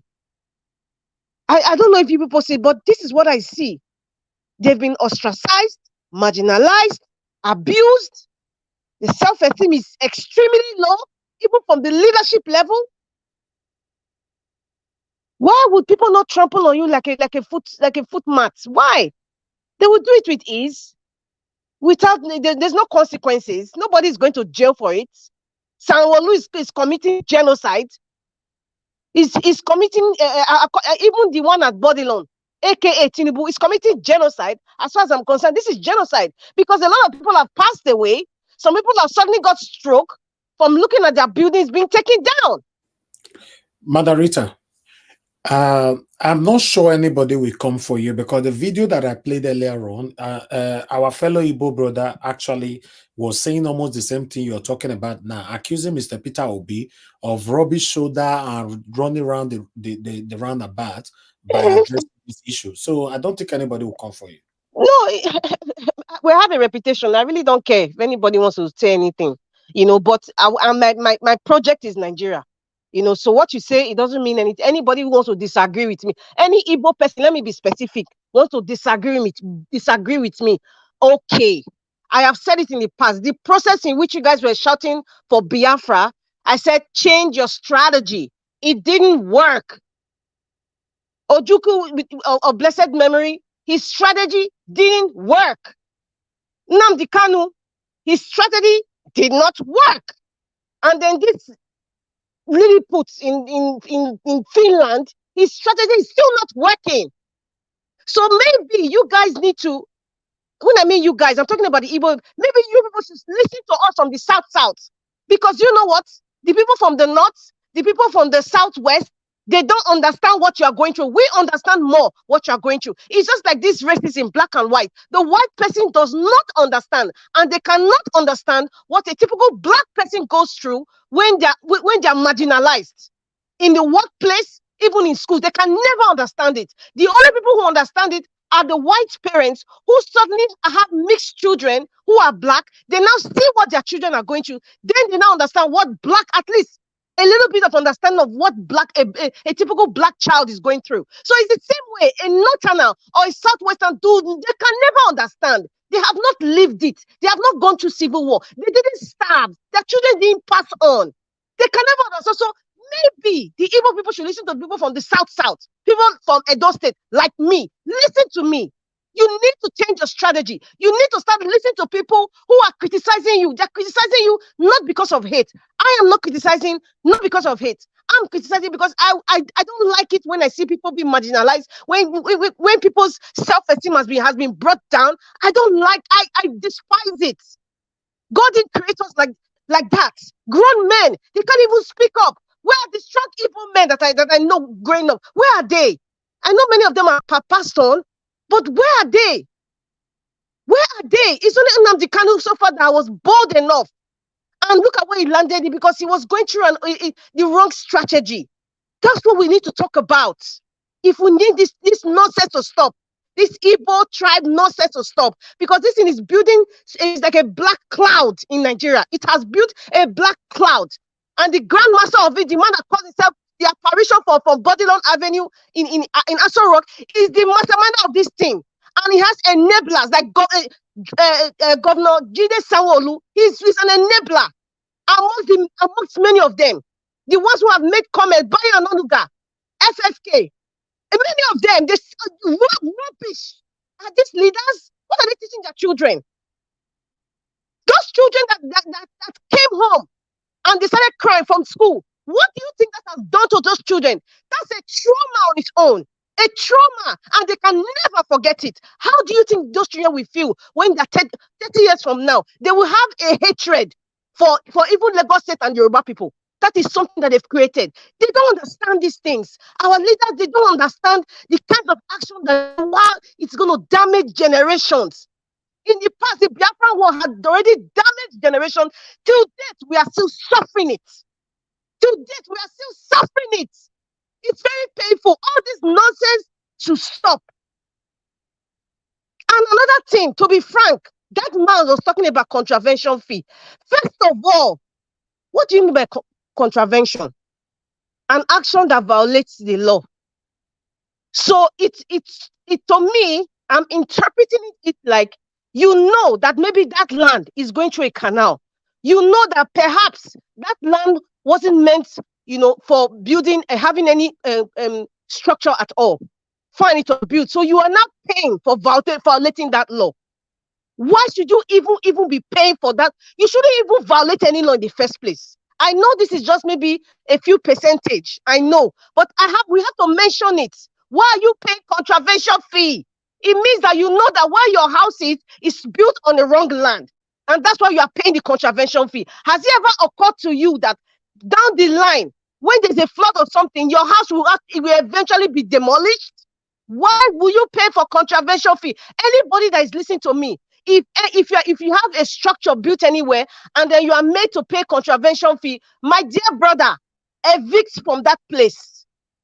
Because once you are paying for something against the law, and especially the way Nigeria is being marginalized now, especially when you know that is not your aboriginal land, know that something is going to happen. They will use that as a yardstick to demolish your house. And that is what is happening. And that's the excuse that they are giving. That's the excuse that the Federal Housing Authority is giving. Don't allow yourself to fall into that nonsense trap. Don't be paying any contravention fee. Do not even try it. Advise your people.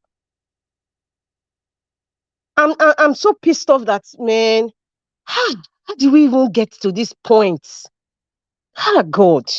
And then the chief of the defense staff, please, sir, with all due respect, let him not give us any lame excuse why you cannot protect the Southeast.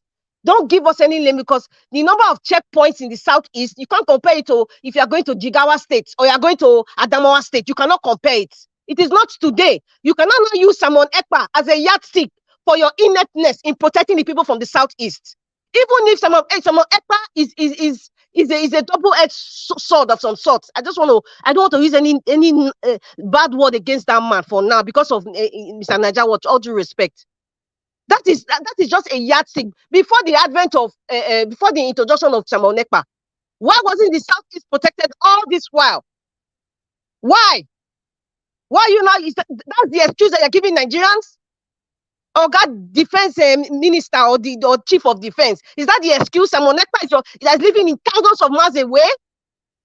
Simon Ekpa is making orders from far away in a foreign land, and you are actually in the physical place as a soldier. Are you telling me that the words of Simon Ekpa is more powerful than your defense, physical defense? Come on, man, come on. And then you have some group of people in the National Assembly, they can't even challenge him. What sort of country are we building, for Christ's sake? Nobody can stand up to challenge him. At least they should watch other countries. Look at how they talk. Watch America, that we are practicing their so-called form of government. Watch America. Look at how people challenge people that come to the hollow chambers. Challenge him. Is that the lame excuse? We've given them billions, trillions of dollars to buy weapons to protect Nigerians. You're not saying Simon Ekpa. Man, I don't want to hear that. I don't want to hear that, man. I don't want to hear that. In the issue of him talking about, Boko Haram people, when they arrest them and they'll bring them out again, and the person that exposed them will not be safe. Listen, Oga, Mr. Chief of Defense, this is a recurring decimal, because is a product of the inept, wicked. I'm trying to look for a nice word, because this is social media. Malevolent, wicked, hegemonious, corrupt judicial system that Nigeria has. And that is why this will continue to be a recurring decimal. Kuje prison, nobody's talking about it. The Kaduna massacre, nobody's talking about it. What happened in is it Ekiti State or Ondo State? Nobody's talking about it. Deborah, nobody's talking about it. It's a recurring decimal.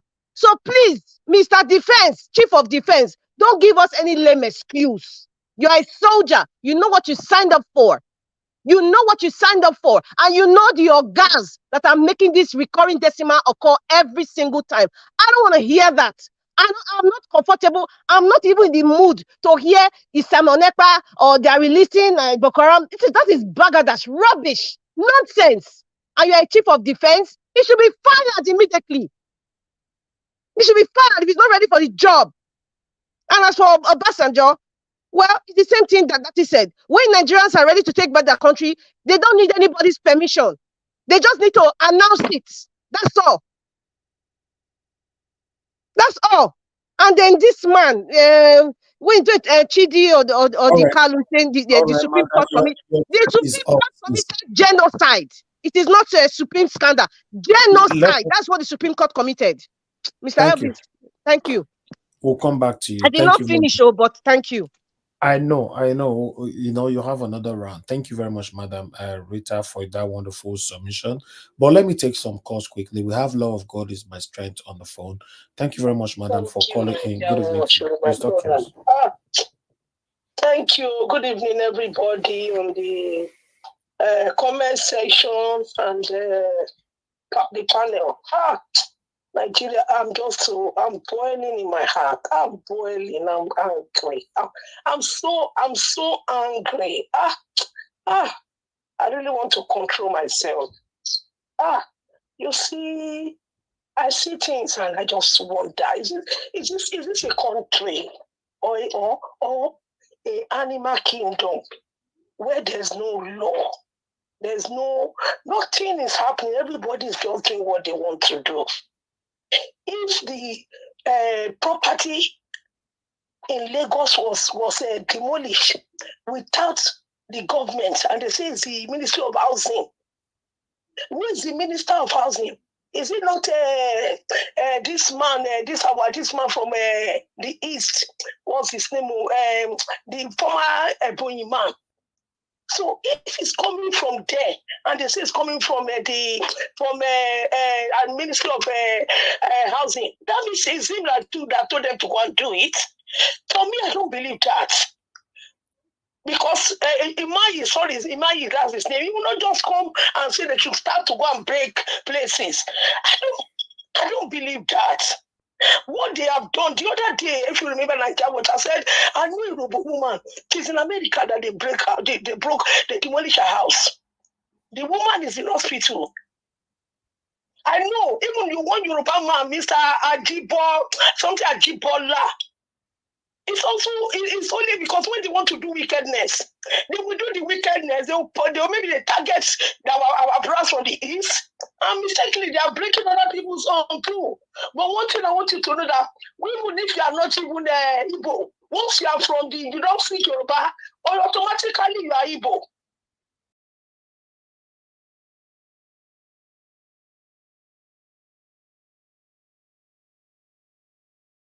Hello, what happened? I think Mr. Elvis has been attacked and he's been disconnected. The next person who came after Madam I think I came after her. Okay, you can go ahead then. On the queue anyway. Okay. In case when he comes back, I will always give way anyway. Greetings to everyone on the panel, the chat, and to the viewers. I think this is a matter of property is a relatively simple one, and I don't know why we are trying to always, just because we don't like somebody, then something that is done is a little bit controversial. We shouldn't just make everything about black and white and evil. I'm telling you, what are we going to do? Wickedness coming from the highest standard that I've never seen. And the man that went to the military man, the head of the military man, that is calling Samuel Ekpa. Is it Samuel Ekpa that is the Boko Haram in the north? Why are they not going to the north to fight the Boko Haram? Why is it that it's only in the east that they see trouble there? Why not they leave the eastern people? Why don't they leave them alone? Is it the only place that there's problem in Nigeria? Other places there's problem there. Don't target the Igbo people and say that's where the problem is. All over Nigeria, there's security. So why are you there? Take the villages of forest. People are Nigerians have been kidnapped and been taken away.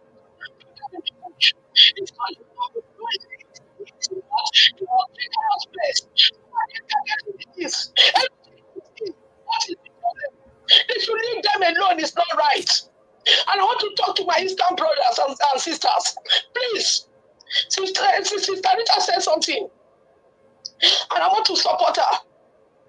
Until you people stand up and say enough is enough, you cannot be in your country and be begging people. The one that appear on Arise TV is talking as if it's not in Nigeria, that the constitution of Nigeria has not banned it for people to respect each other. So I want to tell you, my brothers from the southeast, we all love you. Happen. That's what God wants you to be. But stand and fight for yourself. No need to talk and be talking under the tongue. Talk now. Talk now. Don't allow people to push you around like Karika show. We all of us have the right to Nigeria. So please, my brothers and sisters, we are standing from the east. We are all standing with you. And nothing will happen. Thank you. Thank you. Thank you very much, madam. Thank you. God bless you. Thank you. All right. Thank you very much, my people. Yes, anybody can make mistake on that. That's not a problem. But anyway, let's move on. Thank you, my wonderful people. Before I pick another call, I'd like to come back to the panel again. You know, I'm gonna pick, because we have a lot of people on the panel today. So let me take another 2 or 3. The next person here with us now is Tunaja. Tunaja, thank you very much. Good evening to you, sir. Thanks for joining us today. Please, I'd like you to talk to us 8 minutes. Greetings, Nigeria Watch, and greeting. I've actually greeted everyone on the panel. To the viewers too.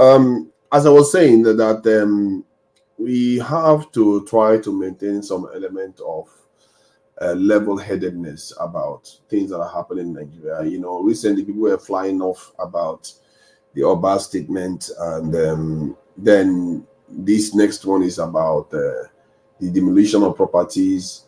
And these things are relatively straightforward.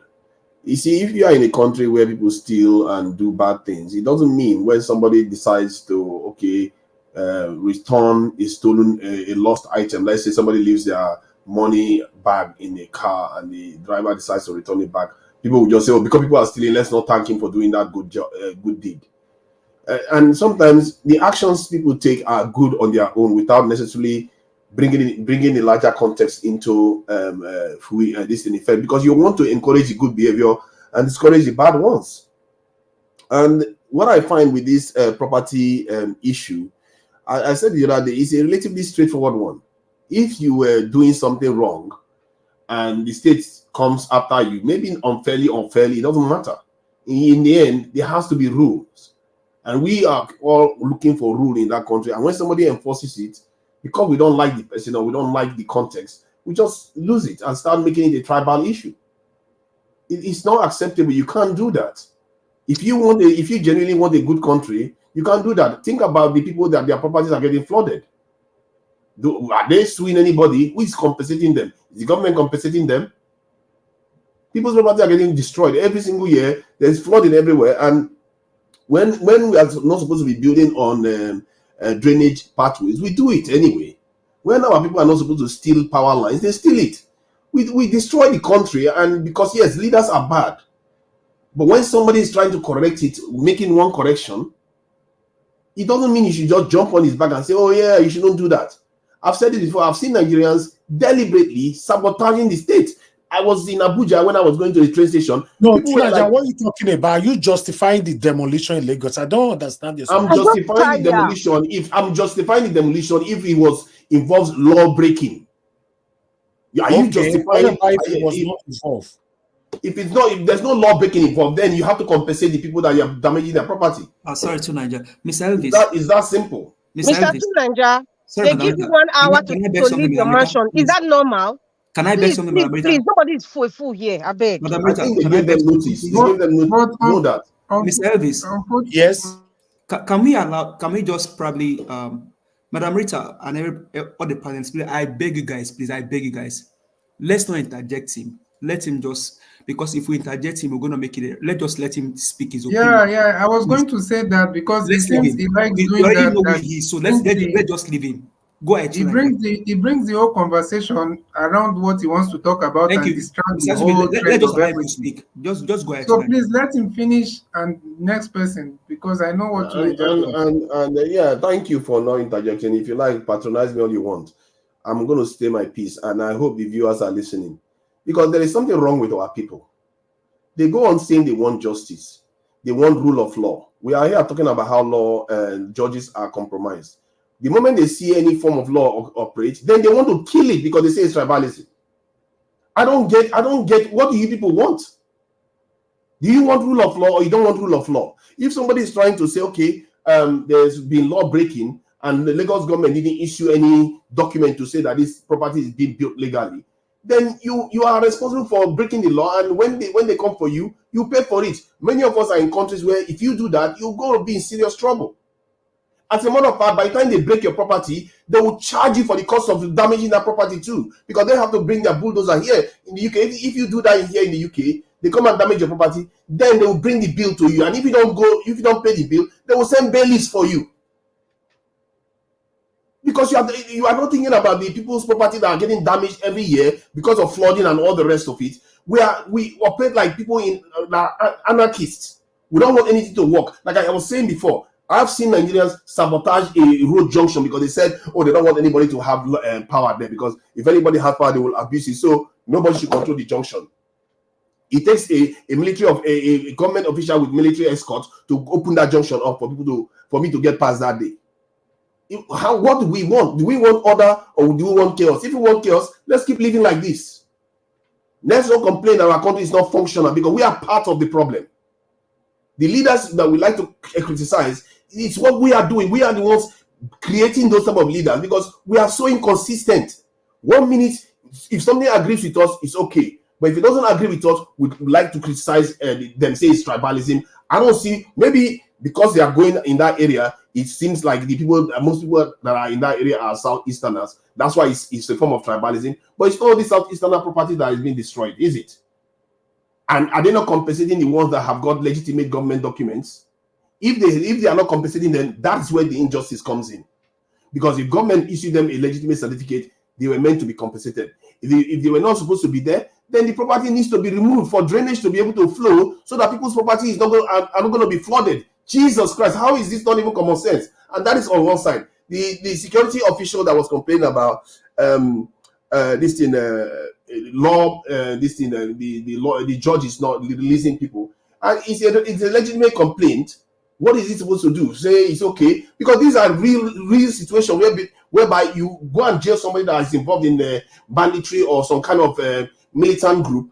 Then tomorrow they come out, all the people that help them get arrested, their lives are forfeit.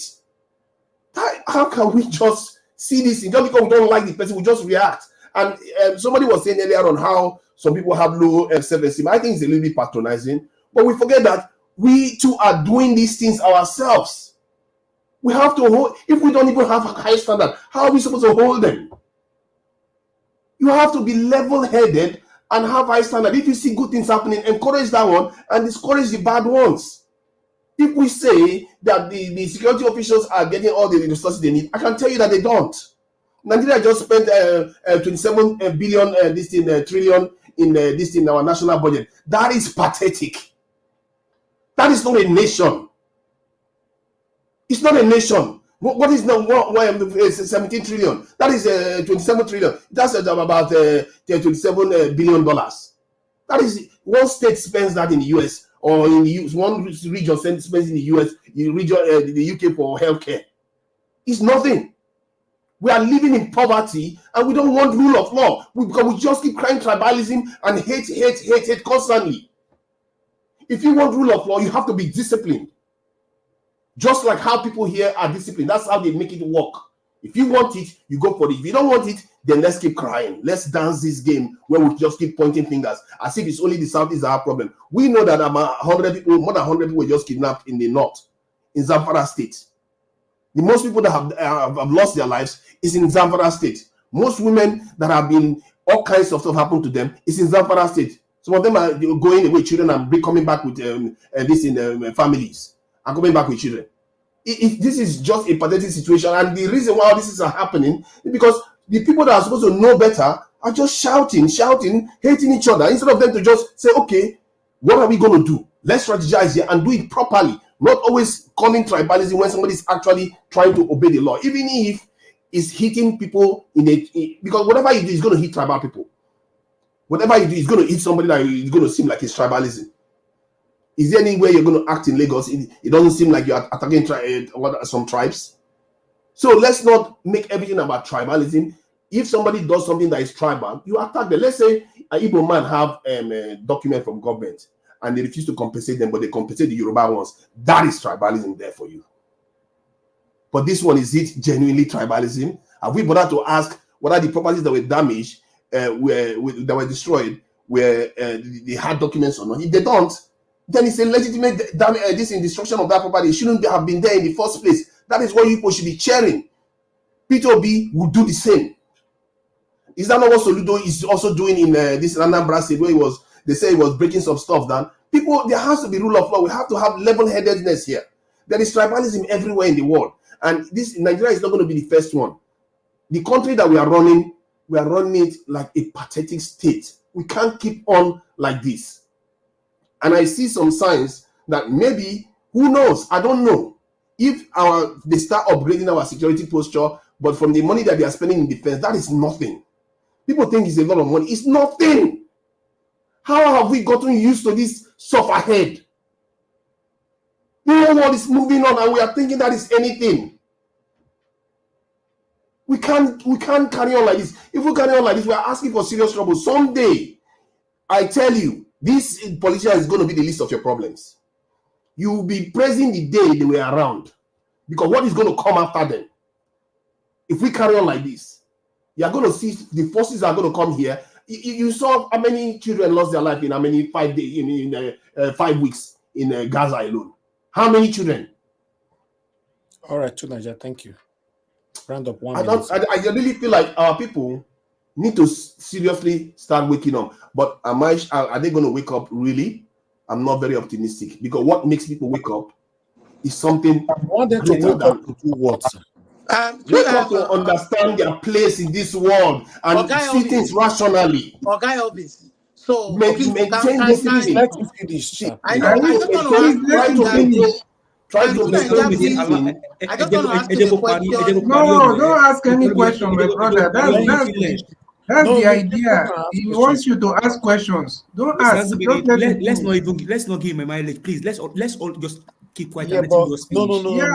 No. So what we want to know is what are those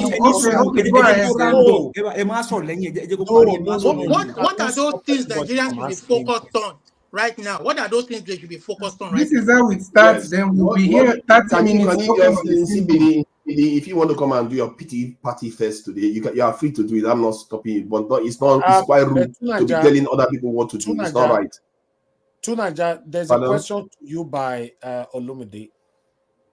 Yeah, you say what we should be focusing on. What we should be focusing on are the most important aspects. Like when they said that they invested 3 billion or to 4 billion dollars on our national security, it's not enough. It's really not enough. If we want to take control of we are paying money to bandits. Our farmers can't go to work. It's not enough. That is the most profitable investment we can put in. That's the stuff that is going to get most of our Nigerians that are on this panel and the ones that are frustrated to go back to Nigeria and feel safe at home.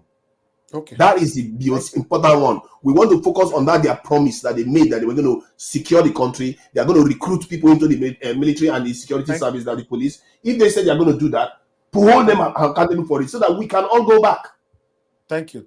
Thank you. I'm sorry, sir. Please, everybody mute now, please. Hello, yeah, good evening to you. Your name and where you calling us from? Hello, can you hear me?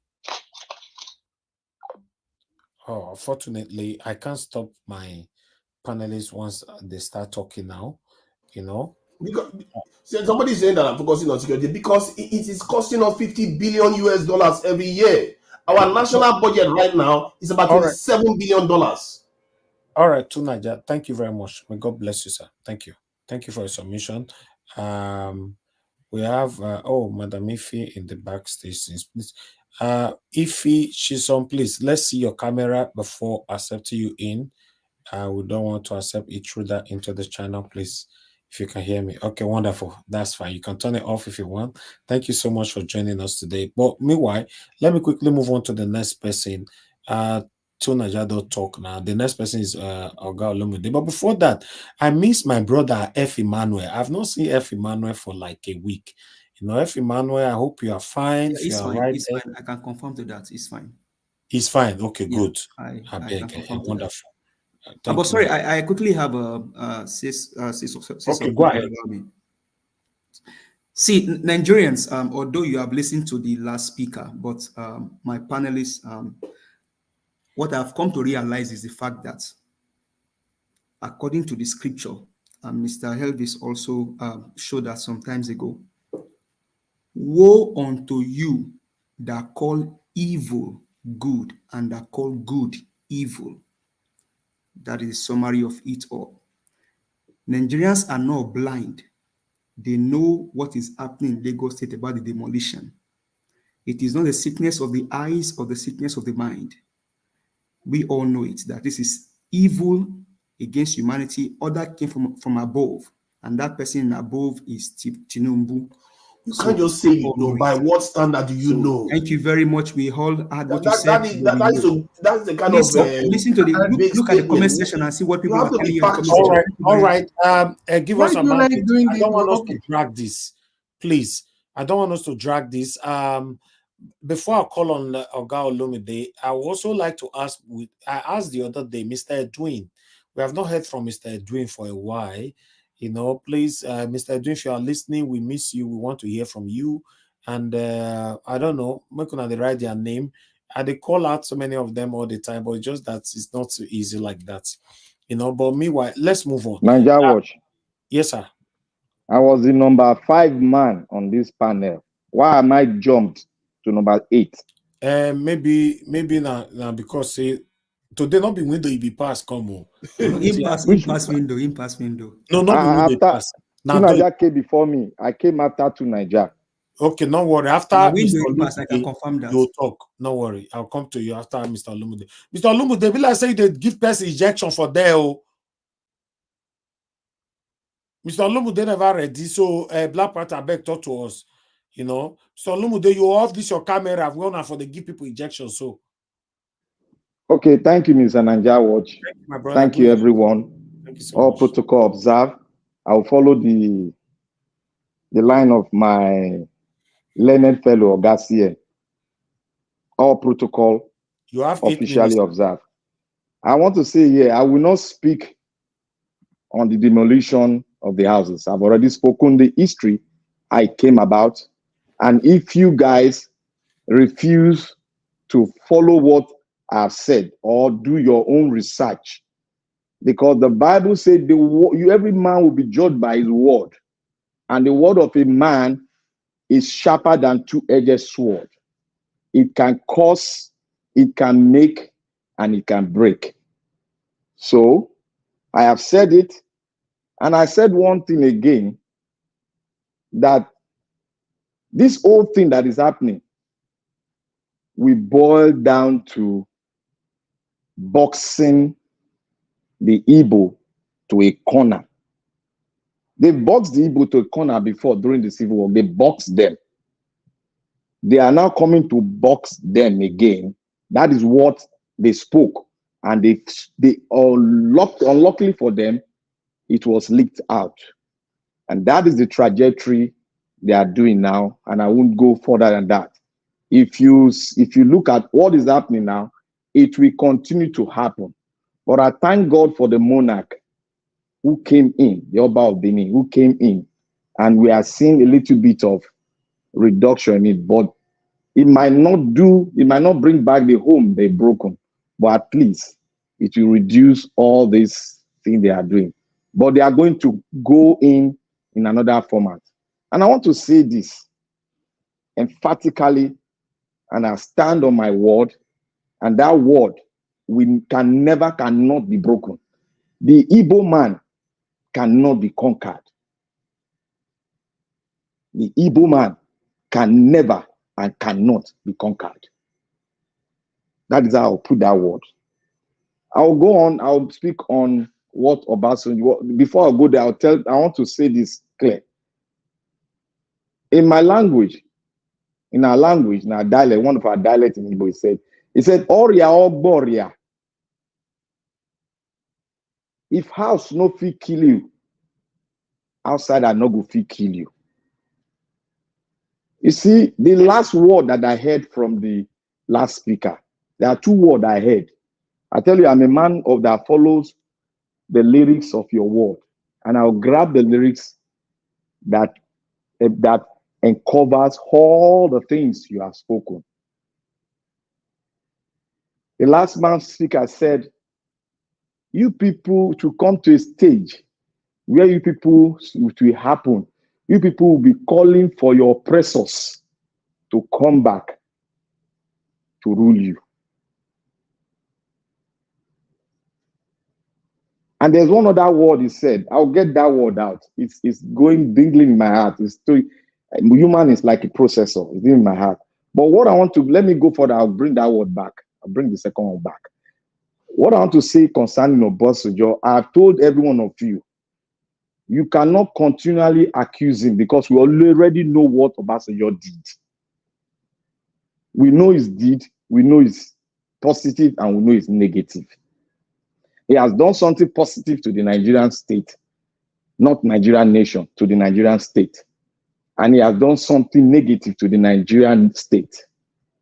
What I want us to do here is for us to look at the word that the man speaks. And don't follow that man. Don't hit that man. Follow his word and use his word to educate, interpret the word and educate. The Bible says many will speak in tongues, but some will have the power to interpret that tongue that man has spoken. So we have the power to interpret what the elder has spoken. And what the elder has spoken, literally English, if you want to use English Oxford Dictionary to explain it or use the legal term to explain it, you cannot mix destruction and again you say peace. It is not, it can't go. If you look at the Obasanjo statement, it doesn't go together. If you want to use English time to do it, that one you will not pass. You have to explain you have to know what it meant. He said, but go peaceful. But he now mentioned destructive again. So those things do not go together. If you want to take power, you cannot take power by just going through the ballot system in a corrupt state. Like the other man said, he said, democracy or politics is not about voting, is not all. You have to do the needful. That statement that guy made is a corrupt statement in Nigerian terms. It's trying to tell you that after you vote, your voting will not get you the presidency. You have to use your money to push it. That's the cushion effect. You have to use the cushion effect, and that's corruption is the cushioning effect. That is the statement, and I've heard it in so many politicians. The reason why I know these politicians very well, I must state here so that people will know where I'm coming from. I belonged to a very strong political party in Nigeria before I left Nigeria. I was a youth leader, and I was a secretary of a gubernatorial candidate in Lagos State. But from my local government, but these two governorships did not make it. But one, they brought one in. You guys will remember. So that's where I got my experience from all these politicians. They are all the same, from the same father and mother.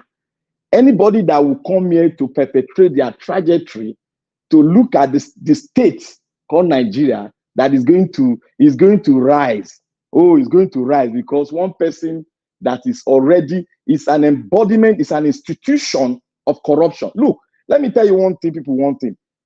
Agbado, Tinubu, I will say it emphatically here. Tinubu is an institution. When Tinubu tells you that he discovered this man, he discovered that man, you know what he meant by that? As an institution, you discover talent, you discover genius. Tinubu is an institution of corruption, and the course he trained them on is Tinubu Corrupt 110015. That is what he has trained them on. He has trained every of his students with it because he is an institution. That is why he leaves them to perpetrate it. Look at what he allegedly brought to the National Assembly. That's the first time in the history of Nigeria where you bring a bill, but that bill is not inside. You just read something and that was all. That was all. So we should understand the institution, the state called Nigeria. The state called Nigeria, we should understand it. We should not come here and say we should wait for another 4 years. It is going to be rolling and rolling, and you still see the same thing. You see, we have to fight for a nation. If we don't fight for a nation, we remain in a state, because in a state, it's an embodiment of corruption, nepotism, and other things. And mind you, any country that is not well negotiated, that does not stand under a platform on a very strong foundation, having your constitution by the people, and you expect tribalism not to thrive well there, you are a liar, because your epistles, your ideology will never strive. It can never strive, because I will ask you a question. Where in the world that a state that is not well grounded and the constitution is not by the people, as you are agreed to copy democracy, where has it survived the times of day? Venezuela is there, is one of the highest, richest nation in oil. 1 more minute. But where are they now? They are down, they are going down, they are grounded. That is the position we are now. They are not trying to patch it up with so many things that they are doing. You people have not asked questions. All this money they are borrowing, I calculated it. In total, it's 9.8 trillion naira, the one he borrowed before the budget. So how are you going to pay that money? He said he's going to starve you so that you can pay the money. So the military man that just spoken, he's just speaking jargons. What is happening in the military now, I'm reading the tongue of the man, is that the junior ranking officers are feeling the impact. That is why I said they are endangered. It's not talking about the military in general, but the senior officers that are endangered because they are the one collecting the money. All the arms money they've given to the military to buy arms and everything, they've collected that money, they've boxed it. You all have the idea. You know what happened in Dubai, how they bought establishment in Dubai. So, my brothers, we should read between the line of this corrupt institution. We should not say we are a nation. We are just a state. And if you want to be a nation, it has to be from a selfless service, a selfless man that will come in to deliver a selfless service and sacrifice for the nation. And everybody will follow suit. Thank you, Mr. Nigeria Watch. Thank you, my brother. Thanks for your submission. God bless you. Let's move on to the next person quickly. Let me come to Oga Isibili. Olumide, are you ready now? Yeah, I'm ready. I'm ready.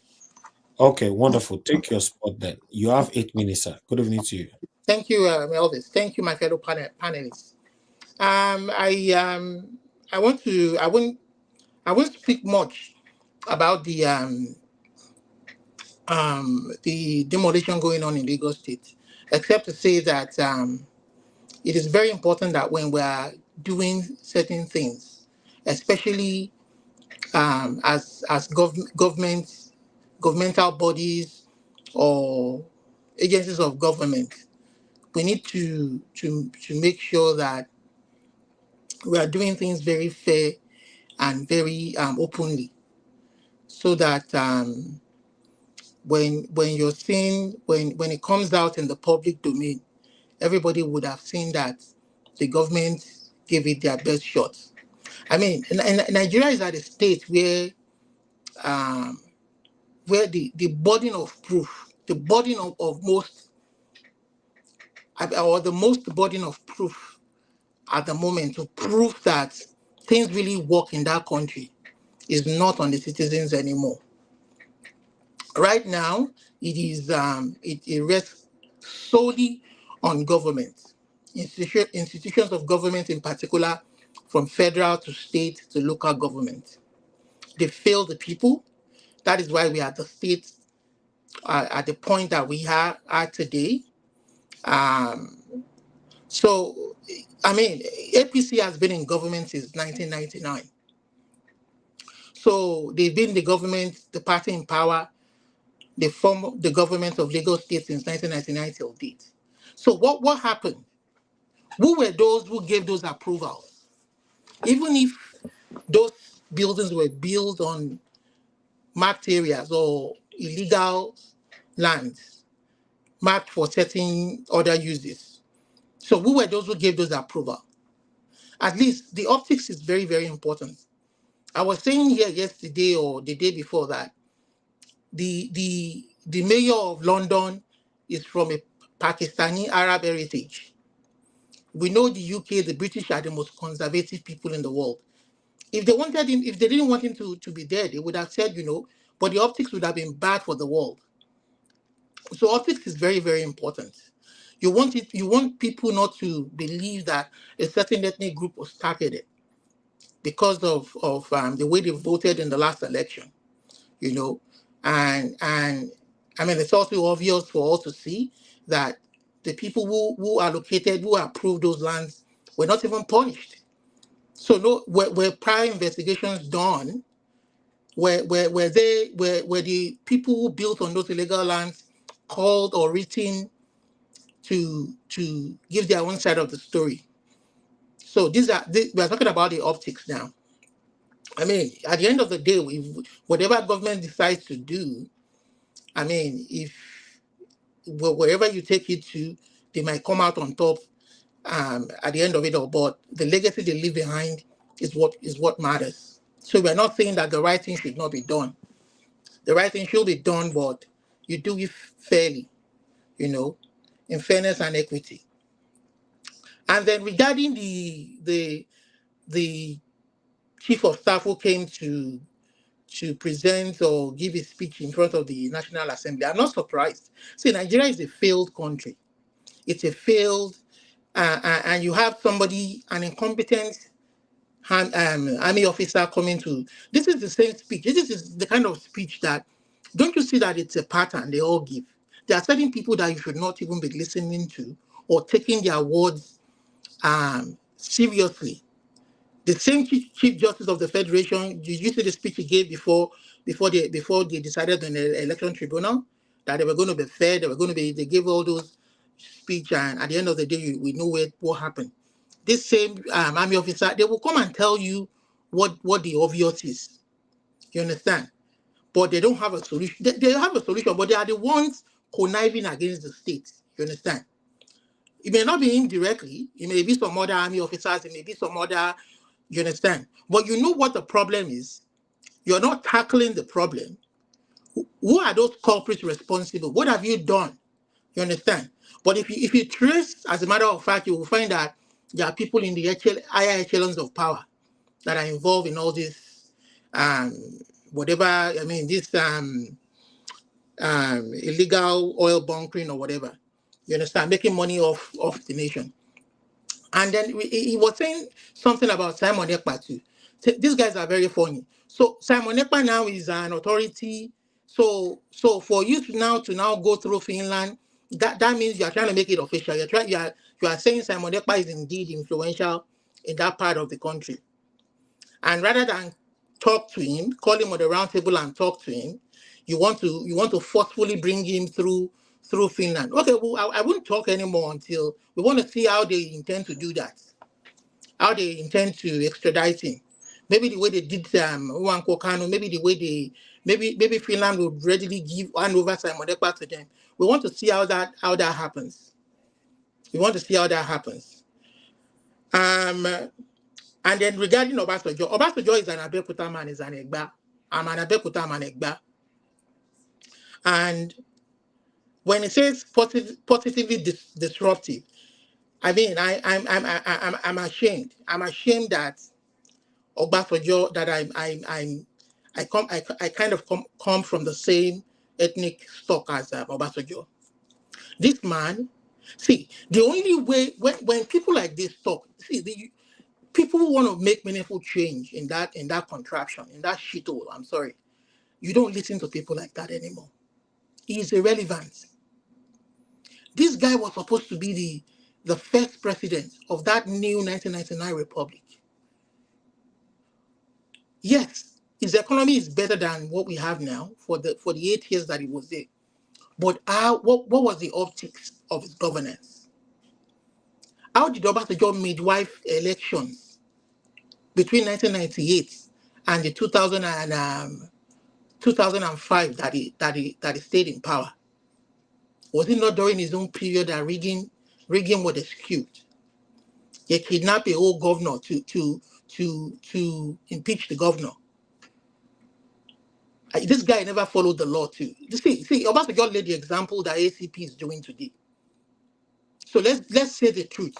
This man, because they wanted to create a country in their own way and fashion, a unitary system of government, one Nigeria, this guy erased all of Power's legacy. Power is an Ogun State man from Ijebu, from Shagamu, from Ijebu. But this man is my hero. This man is my hero. Obasanjo is no hero of mine. It's a disgrace. The only thing Obasanjo should be doing right now is to apologize to Nigerians for putting them through what he did for the last 8 years. He set the example for all of this to happen. And he has no morality. There are people who don't have any morality to talk to Nigerians anymore about good governance. Dogowa does not have any morality to talk about good governance. It's part of the rot. There are certain people, Elvis, that we should not be listening to anymore if we are serious about changing that country. Don't look to them as elders anymore. They may be old because these people don't intend real change for the country. They want the country to stay the way it is so that they can profit. They can hand it over to their children. You understand? Yeah, I'm coming. So children, you understand? That is not a country that you want to build for everybody. That is not a prosperous country that you want everybody, regardless of their ethnicity, to thrive. All right, thank you. And again, I'm going to say lastly, Tudaija, you are a flip-flop and you are an hypocrite. You're a hypocrite. You know why I say that? Before the elections, you came. I've challenged you so many times on Elvis' platform. You came here to say that the killings going on is not uncommon to the North. It happens everywhere. We shouldn't talk about it. We shouldn't do this. We should warn Nigeria. Now, today, you are saying killings are going on. You are a hypocrite. You are talking about security. Whoever you are working for, the demons you are working for, one day they will be exposed. You are a demon and you are a hypocrite. I dare to tell you that on this platform. I don't know why Elvis is giving you space in his platform. You don't have anything good or meaningful to say. A man like you that will come and quote Machiavelli. Okay, all right. Deranged human being. All right, Mr. Olumide, thank you, sir. Thank you very much for your submission. God bless you. Let me move on to the next person so that Mr. CBD, thank you very much, sir, for your patience. I would like you to talk to us. Guys, please press on the like button. Thank you very much. Love of God is my strength for the super chat earlier on. George Blueshell, thank you very much as well for the super chat. May God bless you all. I really do appreciate you all.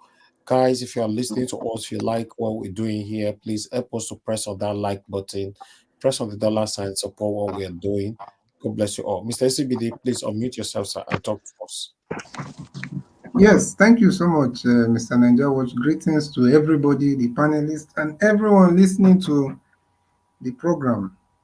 Well, a lot have been said, but I think let me just start with just a little bit of statistics that, you know, the Western world, especially white people, before they say one or two things, they will just drop one statistics because it kind of helps for people to really, you know, to give like facts to what is really happening. Maybe the facts can be contested, but it's mostly true.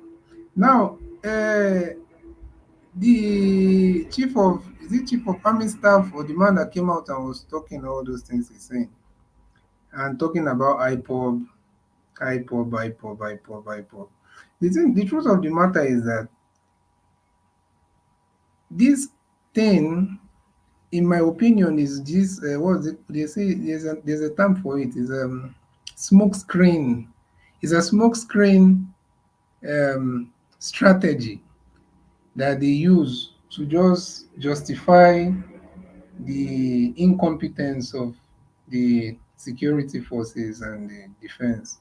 Because if you look at the statistics of how many people Boko Haram have killed, that came out, was it last year or 2 years ago?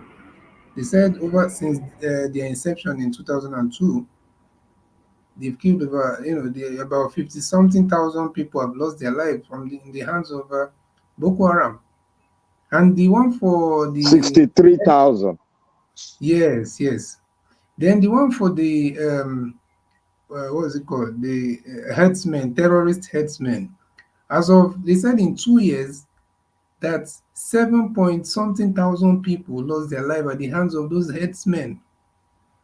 And obviously, the incompetence of Nigerian mainstream media and how most of them are, I think if not all of them have been captured by, these corrupt forces. So with their underreporting and everything, they were still able to place it at 7 point something thousand people have lost their life at the hands of these people. And the same people brought out a statistic of how many people have lost their lives through IPOB. And they said in 2001 to 2002, no, sorry, 2021 to 2022, about 57 deaths were related to IPOB's activity. So, and with all this, with these statistics now, where do you think the military should invade, and where do you think they should have their highest form of operation? So, but you go to the east, before you move 1 mile, you find soldiers, you find. So that's just to tell you that this whole thing is just a silent war going on. That Igbo people know for a fact that it's there. It's just the other people, Nigerians probably don't realize that. But we know what we are dealing with, and it has been there for a long time now. The media is not covering it because they were instructed to. So it doesn't mean it's not there. And let us stop trying to make excuses and try to rationalize everything for these people. Say, oh, that maybe I'm talking about now the demolitions, that these people are trying to do something and the other people are saying tribal.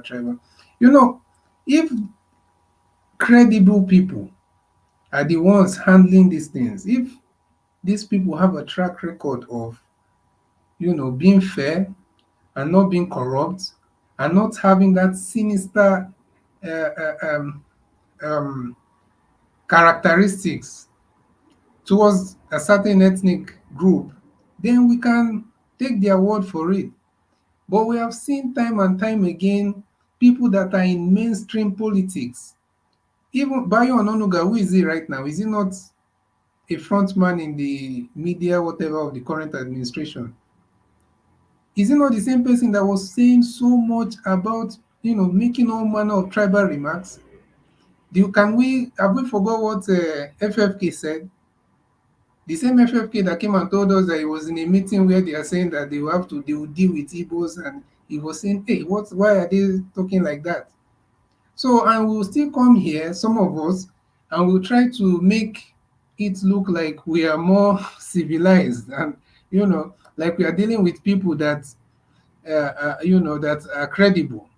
So if you're talking about, okay, some people might have built on whatever channel for, that's fine. Nobody is even dragging that. Everybody, Nigerians should follow the law. But at the same time, why is it only, are you trying to tell me that it's only one ethnic group that have been building on waterways?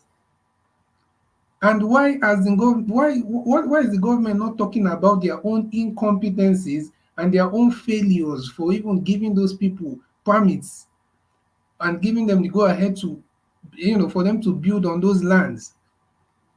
So you might say, oh, the citizen will be held more accountable than the government. So I don't know how we are, maybe I'm wrong, but I don't know how we are reasoning this thing. So it's quite unfortunate. And for it to now look like, okay, should we start talking about those leaked conversations and all that? So it's just, look at the other day, the man, reacting to what has been going on recently with what the Oba of Benin said and all that. We saw this man, I think it's the Balogun of Lagos. He came out and told everybody from, trying to counter the Oba. In that same process, he said, he alluded that the current president is from Borno. He even talked about himself coming from Nupe, and all of them are in Lagos. How is it that they have not even invited him to ask him that why will you say the president is from Borno? So if he's actually from Borno, so does it mean we have two Borno people we have the president Borno and the vice president Borno? So it's just, that's a topic for another day. But the truth of the matter is that Nigeria, I don't know if it's a real place anymore. I don't know if it's a real place. It doesn't look like it's a real place to me. And with the Igbos, yeah, Madam Rita, I understand. I agree with what you said about the strategy that some of these people that are calling for an independent Igbo or Biafra region, well, it needs to change, because I also have been thinking that way. But at the same time, we need to understand something, that the Igbos have been dealing with a silent war with these people that are supposed to be protectors of the entire Nigerian space.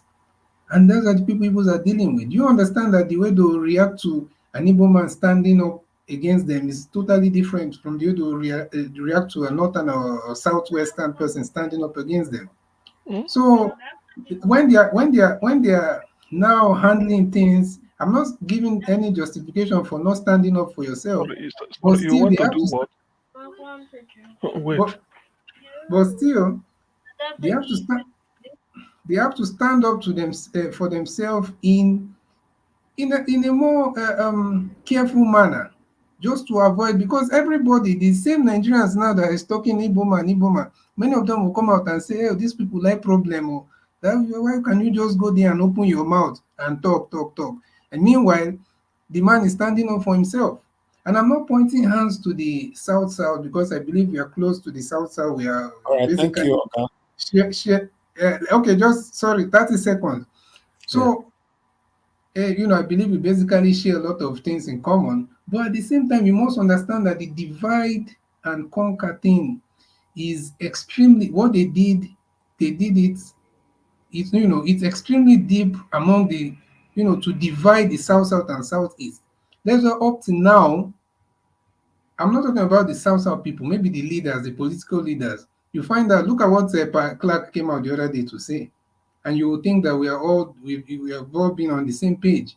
So we need to look at all those things. It's not something that we can just brush aside and just sweep under the carpet. We need to start addressing the thing the way it is. And I don't want to point a finger at anybody, but we need to also understand that we need to make conscious moves to come together, because there's a lot of divide and conquer among the South and the Southeast. So let me leave it there for now. I'll talk more later. Thank you. Thank you, Oga CVD. May God bless you. Thanks for your submission. Okay, before I call on the next person, let me quickly appreciate Madam Luke. Madam Luke, you've done it again. God bless you. Thank you very much for the super chat. Your pocket never run dry.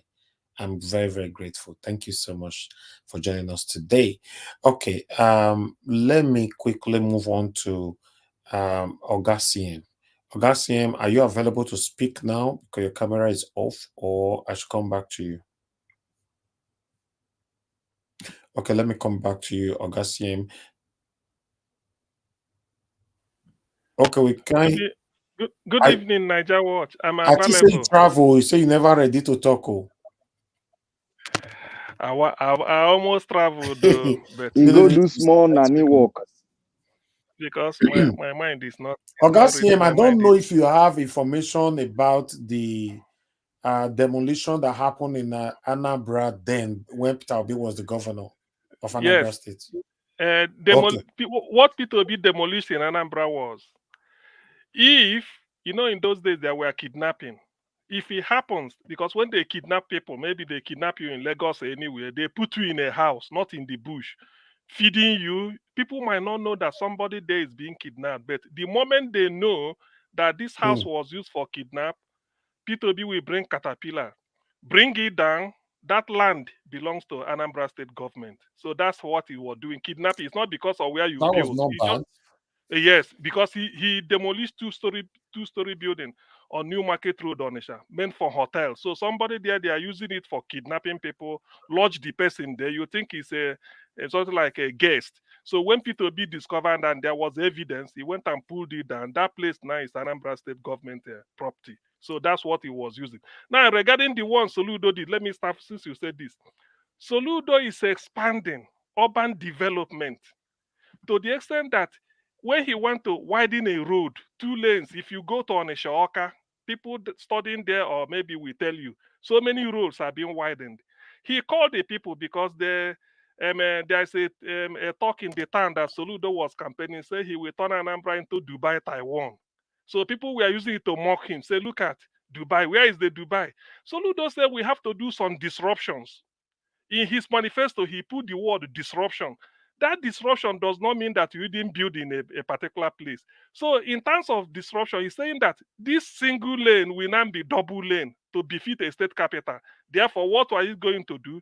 He will knock down the building. Trust our people, you build to the gutter. This one will build to the gutter. So he will knock it down, pay compensation, widen it. That's what Soludo is doing. Is there in Anambra State? Ask anybody. That's why in my local government, Agwate Ekulobia, he's putting a mighty, the biggest ever to be seen, probably in the southeast, overhead bridge, flyover. He demolished almost 100 meters both ways. He paid the people. He said compensation. What? How many billion naira? Not because of the cost of the building, but including compensation. So Soludo is paying compensation. When people cite that, Nigerians like to be in one spot. Maybe the person may be in Newcastle and be telling you what is happening in the state of Minas Gerais in Brazil, where you've not visited there. Why can't Nigerians go to Anambra and ask Soludo?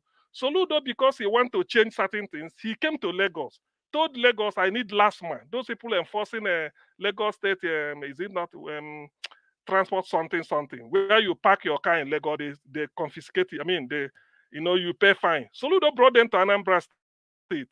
They lectured our people, say this is what he's doing. Do you know what Soludo said? He said, if you can drive carefully in Lagos and be careful where you park, you must do so in Anambra State. So he implemented it. So in other words, for people saying that he's demolishing buildings in Anambra, he's paying compensation just because he wants to widen it. That's what he's doing. So it's as simple as that. He's paying Can I ask you a compensation. question? And he has a meeting. Okay. Who is asking a question here? Yeah, I wanted to ask because you said he was paying compensation because he wanted to widen the road. But from what I gather in Lagos one, the drainage had already been built, but they blocked it. They blocked it completely and built on top of the drainage, and that was the issue. If Soludo wanted to widen the road, that is a totally new thing. Probably the people that built the properties to the road, they didn't tell them not to build to that point. So because he wants to widen the road now, he has to compensate them. Where did you gather it from? Because the road was properly, they built their property. The people that he was destroying their property, they built their property properly because the road was not where he wants to widen the road. That's why he has to compensate them. What I'm trying to say is that some people, anybody citing Soludo, what Soludo is doing in Anambra demolition property, just like Niger Watch asked me about P2B, I tell you why P2B did it, and then everybody clapped hand. That example does not suffice. It does not match. It's like comparing apple and the oranges. The one in Lagos, to be honest with you, what made my little bit of the type of mind I had today was, after listening to Iwanyanwu speak, I thought I was implicating, to be honest with you, Lagos State government. Not knowing that this is Federal Housing Authority. So it's from the federal government.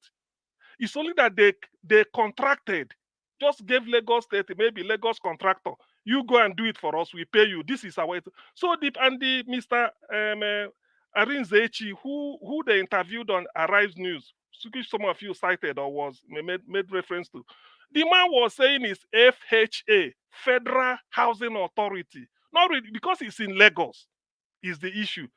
But it's federal. So in other words, the corporate here, or not really, I wouldn't say the corporate, the agency involved is FHA, Federal Housing Authority. So it's an organ of the federal government. So this is purely a federal vendetta from Abuja, visited on our people in Lagos. But as who said it, I like what he said.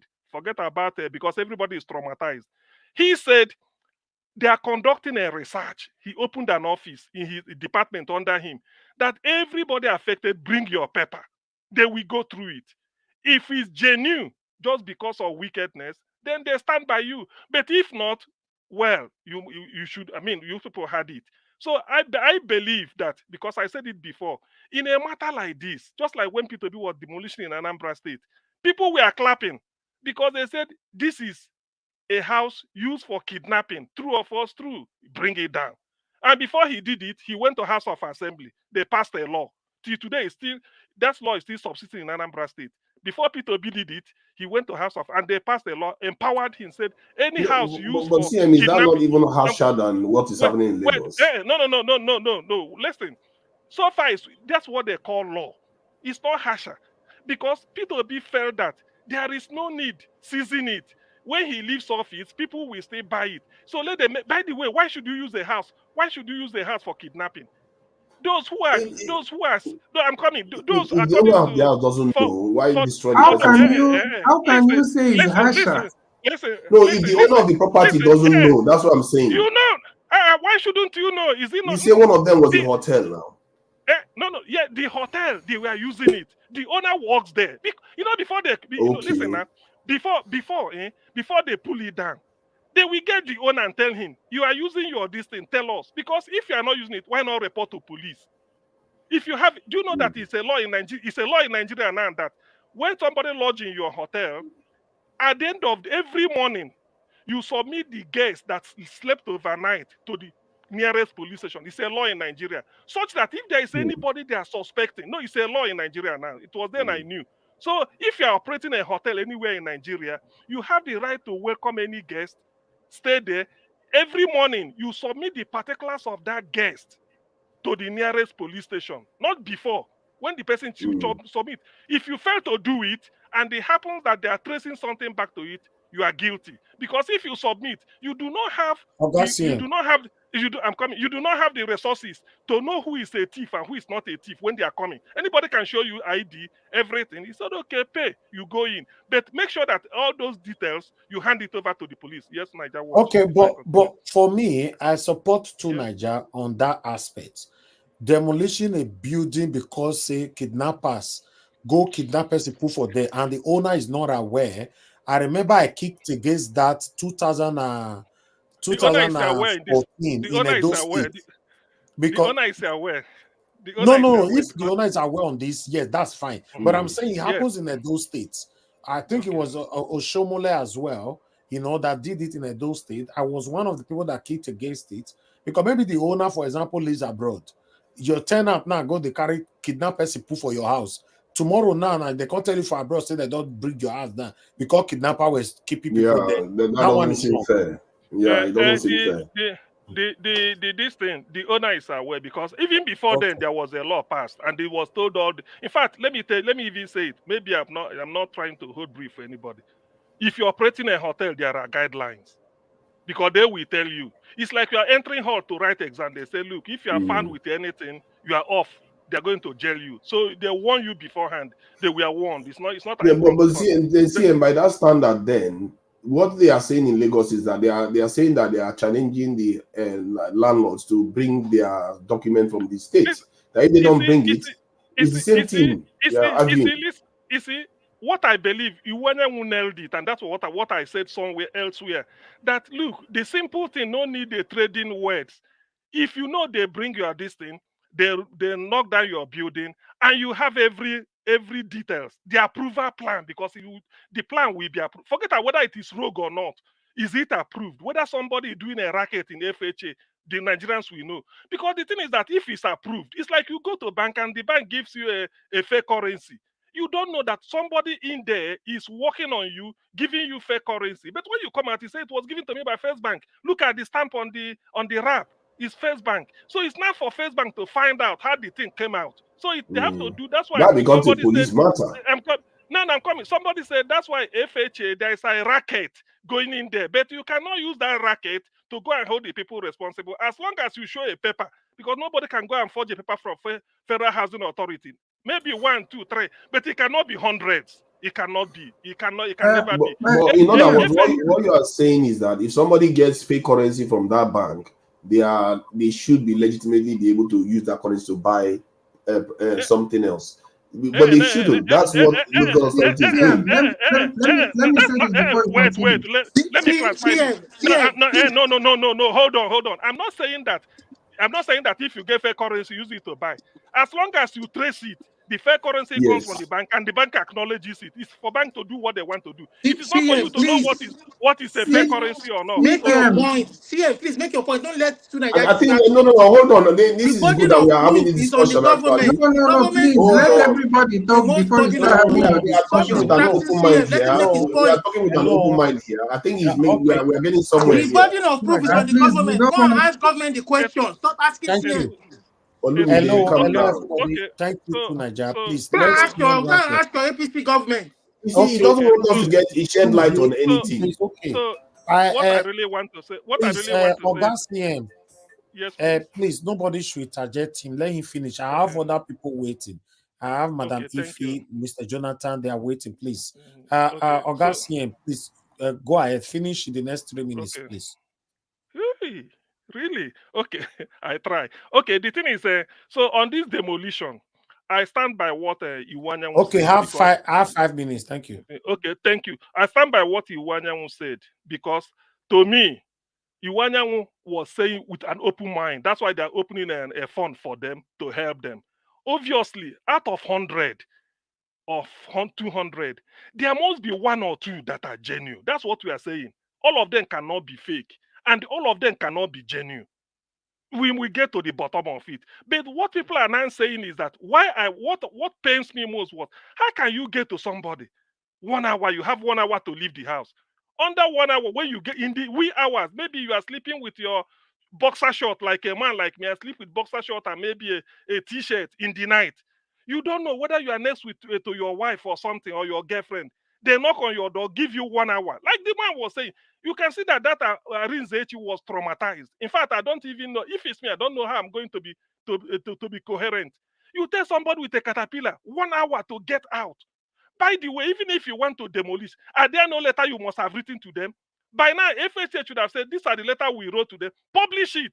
That we gave them that 10th of June or maybe or this. Get out. You wait to somebody 1 hour in the morning. That 1 hour, you haven't even waking you up. You haven't said your morning prayer.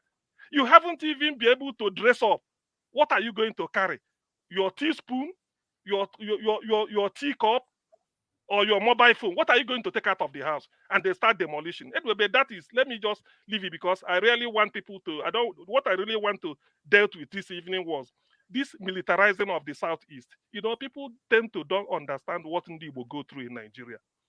Michael Zekome, Akpaka Vigi of Edoland. He's from a village near Agene border. He's not Igbo. But because he was able to drive around the Southeast, he came out, he put up a very powerful article. He said Igbo under siege. We know all this. People say they are looking for people carrying arms, all this, all that. We know. In the UK here, sometime in London, they were doing stop and search. If they stop you as a black man to search you, if you have 500 pounds or 10 pence in your pocket, after the search, that 10 pence will still be your own. No problem. The only thing is that you wasted the time. Maybe they're in a hurry to go to a wedding. You stop and say, we're searching. He will oblige you because he's a police officer. He will search your car, search you very well. Even if you have the money you have in your own on your pocket is your own. In Southeast, it is not like that. What they are doing in Southeast is extortion. And we've been complaining about this. We've been complaining. Stop me, CM, from a car. I will come down. I know that I'm not guilty of anything. You go through the car, you search everything. In the end, you say, okay, carry on. By the time you do it 1 week, 2 weeks, you will get tired. Because people will know that there's no point carrying arms in the car. You have a checkpoint in front of us. So why are you carrying it? It's only a stupid man will do that. But the police are not sent there. And the army, they are not sent there because of this. This cover. They're extorting money from our people. I illustrated it by saying, I can't, because I'm in UK. If I'm going home, I will buy a toilet soap I'm going to use in the village from UK. It's stupid. I can't do that. Even if I have the money. There are there are toilet soaps I can get in the village. When you go to the village, you price it. They give you the price. You say, but the other place, he said because of all this checkpoint now, when we buy it from Onitsha in carton, toilet soap, on your way going, they will take money, extort you from Onitsha down to our village because they go to main market. The same thing with container. Niger, what? Maybe I will give you so that you see 62 checkpoints between Lagos toll gate and the Onitsha head bridge. Every toll gate, you see people taking money from, even if you carry bag of rice, because we are Igbos. So when we say this, people don't understand. That is the mayhem. That is the enslavement. That is what triggered the Nande Kanu to say, look, we can't take it like this. You see that these people get out of our place or not. There's a man called Babajide Kolado Titoju, Journalist Hangout, TVC. He said it on quiz on some tape. He said the police officers, when they graduate, they are lobbying to be posted to the southeast because that is their cash cow. They go there and take money from people. So when because you say they are lazy. Listen, so when you hear militarizing, for Ozekome to write it, Ozekome didn't cite any other place in Nigeria. He said the southeast. Ozekome is not from East, it's not Igbo. But he's being honest. He said, what did Igbos do? So when you hear this type of thing, when we look at it, people don't know the trauma and Igbo go through in Nigeria. That's why some of us, when we see that, I said, look, what really end this? You complain, nobody will do anything. Dude, are you telling me that Igbo are so illiterate that none of them know how to write petition to government to say this is happening? Ohanaeze Igbo, former President General Nyanwodo, went to channels. He said when the thing get to him, he had to conduct independent research. They use a secret camera. He said, you see people asking for money, they are throwing it down like chicken. He went to channels. Chamberlain also was the person interviewing him that day. So when he said all these things are so unbecoming, he said, why should they be treating us like this? You will travel from Zaria to Funtua, Zaria to Guzo. You won't see anything. You even travel from a lorry to Bomosho. Hardly you can see all this type of thing happening. It's only in the southeast. So when they say we are under siege, we know what we are saying. But some people cannot take it anymore. That's why they're opting that, look, let us get out of Nigeria.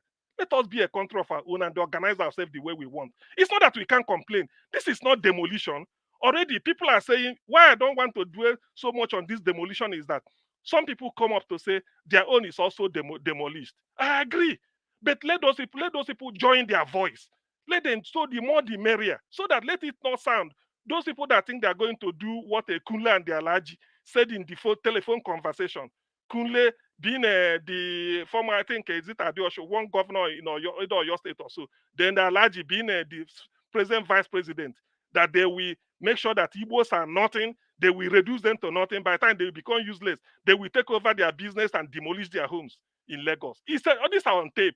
Maybe one day you play it here. I'm not making it up. So all these are the trauma Ndi will go through in Nigeria. I'm always in a Zoom meeting. Any day you didn't see me here, maybe there's a Zoom meeting I'm attending, or I couldn't finish in time. I'm somewhere. So when the people complain to us, I said, then what do you want? Thank God we took in time. I remember Alex saying, where are Igbos not speaking up? Why are they not speaking up? Where is Chimamanda? Where is this? That's a fair question to ask. But they are trying to put things together. One of the people with Iwanyan Okeke from Amich, S.E. Okeke, the one that little bit old, former chairman of Police Service Commission, he said he spent the entire day in that estate where they are demolition, Abulado. He said he wanted to gather facts. So now they are talking with facts. That's what made Iwanyan to say, Ohanaeze will stand behind anybody whose case is genuine to make sure that he gets all he wants. And that is what made them to say they are going to set up a trust fund for anybody, not just Ndibu, who must have suffered anything. This is unbecoming. So this is purely from federal government. CN, can I ask you a question in rounding up? Is it not possible for the Igbo elite, like Nwanyanwu, the elected governors and all of them, that, I mean, to kind of come together in a consensus and have a meeting with Simon Ekpa. What does he want? Kano's people, what do they want? And present a front to the federal government and say, this is what the Igbo people want for peace to reign. We've been marginalized too much. This is very obvious. But for us to have a sense of belonging to this one Nigeria, for us to have a sense of control of our destiny, this is what we want. Can the Igbo people not come together and with the elites and have that? That bridge has been crossed many times, sir. Many times. The thing is, They presented it a lot of time. Thank God the question you asked is not in my position to take that decision, but I welcome it. The Igbos, I know, the governors made input in what Iwanyanwu said. It don't think that because it took them time. That's why people were waiting the impromptu announcement. They didn't. I know it took them time. The 5 governors, they made an input into what Iwanyanwu said. They know. So they want to speak through Ohanaeze, not Soludo talking as Anambra governor. Then maybe not Dave Umahi, Electoral. Sorry, Mr. Sien, can I ask you a question? Okay. Please, Mr. Sien, can you please dive into when the Easterner, how they lost a lot after the Civil War, how they keep on losing their property in the North? Can you please brief us on it? No, please. I won't forget. I will say it. I will say it in second round when the time exactly. comes. Not now. I will say not now. But remind me. I will say it if I forget. So please round up so that I do not keep everybody. Round up in 1 minute, Madam. If you need to speak to us. Thank you. So what I'm saying is this: in rounding up, what Iwanyanwu said is in order, because I always like to be fair. It does not mean that if they demolish 200 people houses, that the whole 200 might be genuine. Maybe one person must have contravened. Maybe one. But because of that one person, you can't say all of them are genuine. But what we are saying is, how even if you want to demolish somebody's house, what notice did you give the 1 hour in the morning? Is that the best? Is that what I'm saying? 1 hour in Nigeria of today? That's what P2B is saying. That is what every right-thinking person is saying. 1 hour you come and knock at the person. Why not do it why not say 10 o'clock in the morning? You come and do it. Why must you go early in the morning? It becomes as if the thing is something like very sinister. That's what people are saying. It doesn't mean, even before then, why not charge the people to court? What is the rule of law for? You built on this. The case is in court. At most, we are here in the UK when there was theft of looting in London. Court sat on Sunday in UK for the first time. Or maybe, if I'm mistaken, please somebody correct me. Court, because they want speedy dispensation of justice. Why not say all these people you are building here, massive, all of them, Federal High Court, Abuja or Lagos. The court will decide, say, look, from the evidence before us, this. Did you take them to court? Or it was a case that you decided? So thank you. Let me hold on here. Next thank round, you, I will answer Pastor's question. Thank you. All right. Thank you. God bless you for coming in to clear the air on some of the doubting questions we're having here. Okay, let me go to Madam Ife. Madam Ife, thank you very much for your patience. I'd like you to talk to us. Good evening to you, ma. Good evening, Mr. Elvis. Good evening, guys. It's very interesting what is happening in Nigeria, but I'm going to have a different opinion, and that different opinion is going to be based on the demolition of the houses in Lagos. First of all, this is not the first time this has happened. I'm sure a lot of people know. CM, I think you too can testify this is not the first time they demolished houses in Lagos. It's been like ongoing stuff, but apparently this is the one that everybody now started talking about it. Again, I am an Igbo girl, typical Igbo. I mean, when I mean typical Igbo, the Igbo girl, but I'm going to be honest with my people. It is high time we start talking about going home to invest. I don't believe in one Nigeria. I don't believe in it. Because when you have certain people that are being marginalized, it's not only Igbos that are being marginalized. Let's understand that. I hate when people make it look as if only Igbos are being marginalized. A typical Nigeria that is the Nigeria is being marginalized. I don't think what is happening in Nigeria is affecting only Igbos. It's affecting everybody. So I've always said that Nigeria is not a country. It's a company run by a specific group of people. So let's understand that and understand it very clearly. In terms of the properties being demolished, my parents, they live at Onitsha. And I said it in one of the previous this thing I was in. That demolition happening, we are victims of flooding where we live. When we moved down there, is in Fege Housing Estate, Fege Onitsha. It was a beautiful estate, very beautiful, right? Then what happened? People started building on top of Wangene. Wangene just like a canal. And what did it cost? It cost flooding to start coming into our house. As I'm talking to you, Elvis, that house, they don't park in the compound. They park along the street. Even the kitchen, I said this last week, even in our kitchen, they have to put blocks. Why? Because they decided to sell some part of the canals to people, one for the church and school, to build on top of it. So every rainy season, you just feel like, oh my God, they don't like rainy season. The fence to our house has been brought down. I think this is the third time. For one reason or the other, they will say, oh, it's because of the landmark. Nobody's complaining. But when somebody said something in one of the previous shows he said, I am so happy that they are doing this because he is a victim of flooding in Lagos. If that happened down there in Onitsha, I will be so happy too. Concerning what is happening in Lagos, this is where I have a problem. My question, don't they have commission of housing when those land were allocated? Somebody signed off. Somebody in the government was aware of what is going on. That is where I have a problem. I don't want us, the Igbos feel like, oh, it's only Igbos property. I'm sure that when they look around that area, it's not only Igbos, but maybe the majority of them are Igbos. But let's have sense. Mr. Elvis, let me tell you something. They demolish all these houses. 10 years from now, they will sell the same land. Guess who's going to buy it? The same Igbo people. Demolish this house in 2023. 10 years in 2033, the same Igbo people will go and buy land. As in fact, I'm even taking it for next year, they will sell the same piece of land. People will go and buy it. That is how stupid we are. Excuse my language. So my message to my Igbo people, we have seen what is going on in our country, in our company called Nigeria. Let us go home and build our own. If you think that one Nigeria is going to work, it's not going to work, whether you like it or not. When Tuna just spoke earlier, I agree to extent what he said, in as much as yes, people think he's controversial. But when you listen down there to what he's saying, you can see where he's coming from. I'm not a fan. I mean, me and him, we have gotten into it word to word, back and forth. But let's try and respect people's opinion or people's decision when they voice their own opinion. But what I'm telling you in terms of these properties being demolished, somebody was saying, Igbos, we are not going to go home. We will stay here. We are part of the Lagos. No, you are not. Because come sun, come rain, I heard that the court asked them to stop the demolition. Trust me, the person that has the upper hand now is not the court. It's governor of Lagos State. He has the right to say no, he's not going to listen to them and continue the demolition. And guess what is going to happen? Nothing.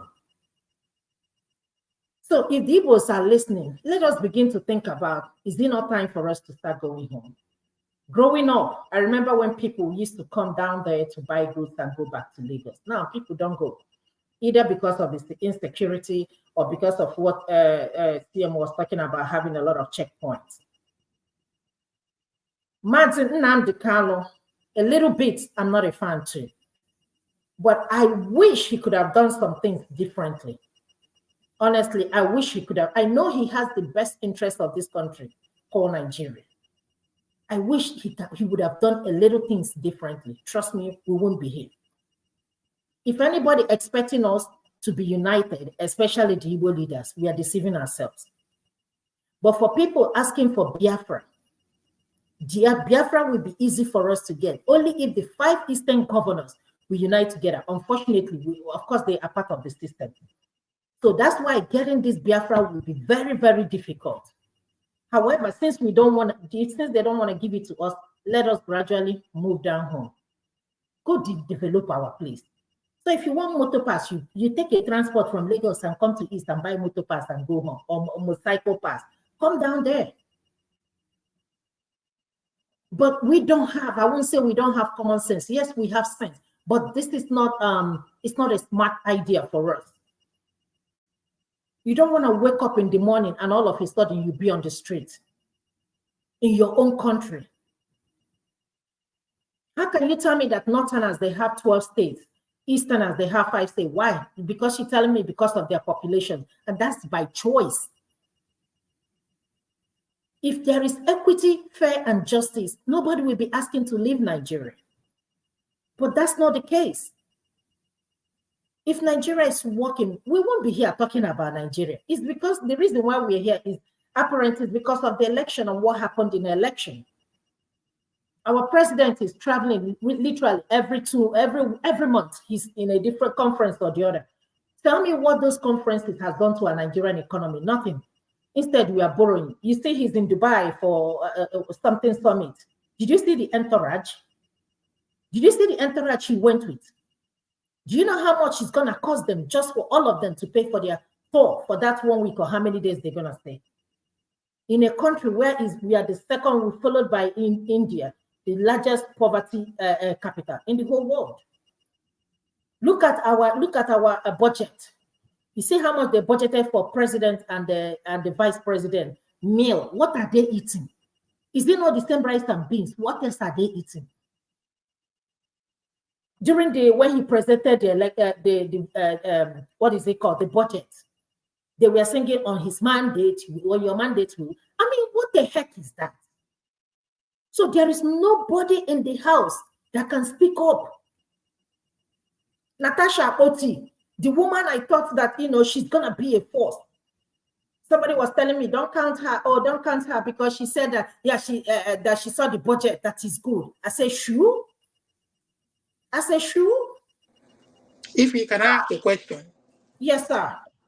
So in what way do you think Mazi Nnamdi Kanu could have been strategic? Let me tell you something. If I were Nnamdi Kanu, let me tell you where you're coming from. If I were Nnamdi Kanu, first thing I should have done, I will come first of all and contest for governor of Abia State. Since you have this crowd of Igbos behind you, there is no way he would have not won that election. If he wins the governor of Abia State, Nnamdi Kanu will be in charge of Igbo Southern region.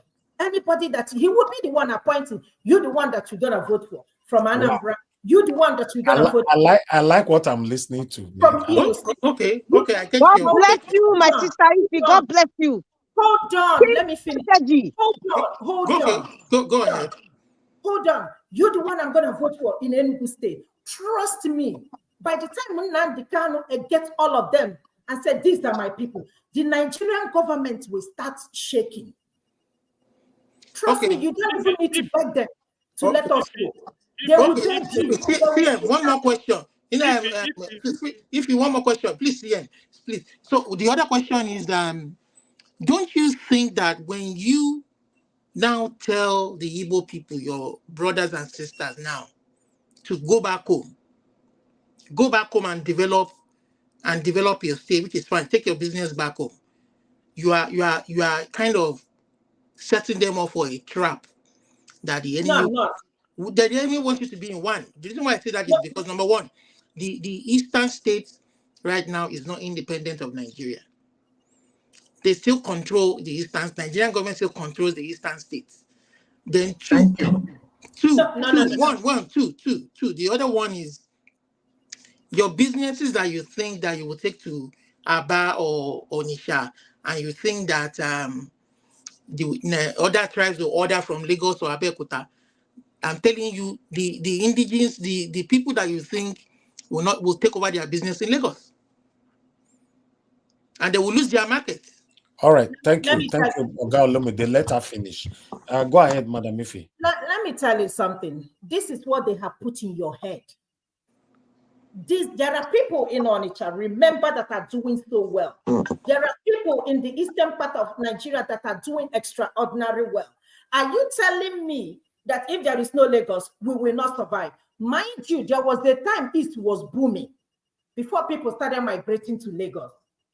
My mother is a businesswoman. When I mean a businesswoman, she's a businesswoman, okay? Then she will tell you people from the south, everywhere will come down and buy their market. She will call this allergy, call this person, call this person. Then all of a sudden, people started migrating to Lagos. Remember June 12th? When June 12th, a lot of people left Lagos. If you drop a pin on the floor, on the street of Lagos, you will hear the sound. My people, get sense. Simon Ekpa, who has literally taken over Nnamdi Kanu, these are the things he's supposed to be doing. It's not about instigating, kill this person, do this thing, do this thing. That is not being smart. We have the economy of Nigeria on the palms of our hand. My sister, you're generalizing in that place. So when you say when you say Simon Ekpa is saying kill this person, you have to be careful because I think you're making a vague statement. No. Why I'm saying no. What I'm saying is that he's instigating violence. Let me use that word. That's what I mean. He's instigating violence. Okay, and that is the main issue. But instead of instigating violence, why not turn it around? These people are not gonna let us go. As a typical Nnewi woman I be, there is something you do it with your sense. When everybody start leaving Lagos and said, you know what, let's go. Excuse me, let me ask you a question. What are they was doing in the north? Somebody showed this thing of the houses Igbos have in the north. I almost cried. Tomorrow, we remember what happened to the Igbo people in north. Remember when they did the Kano riot and all that stuff? If they demolish those houses tomorrow, you will say that you are being marginalized. I'm sorry to tell you guys, whether you like it or not, Nigeria please, I beg. Let me just say one thing. I grew up also partly. Just wait here. Wait, please. You are one of the hosts here. I grew up partly in Aba, you see, and Aba, I also said it here some time back that Aba, Onisha, all those places have millionaires. Like, you're right, I support you when you said that. People don't realize how many Igbos are not in Lagos and are doing so well. There are multi-millionaires, even billionaires in the East that has never lived in Lagos or any other region. That's a fact.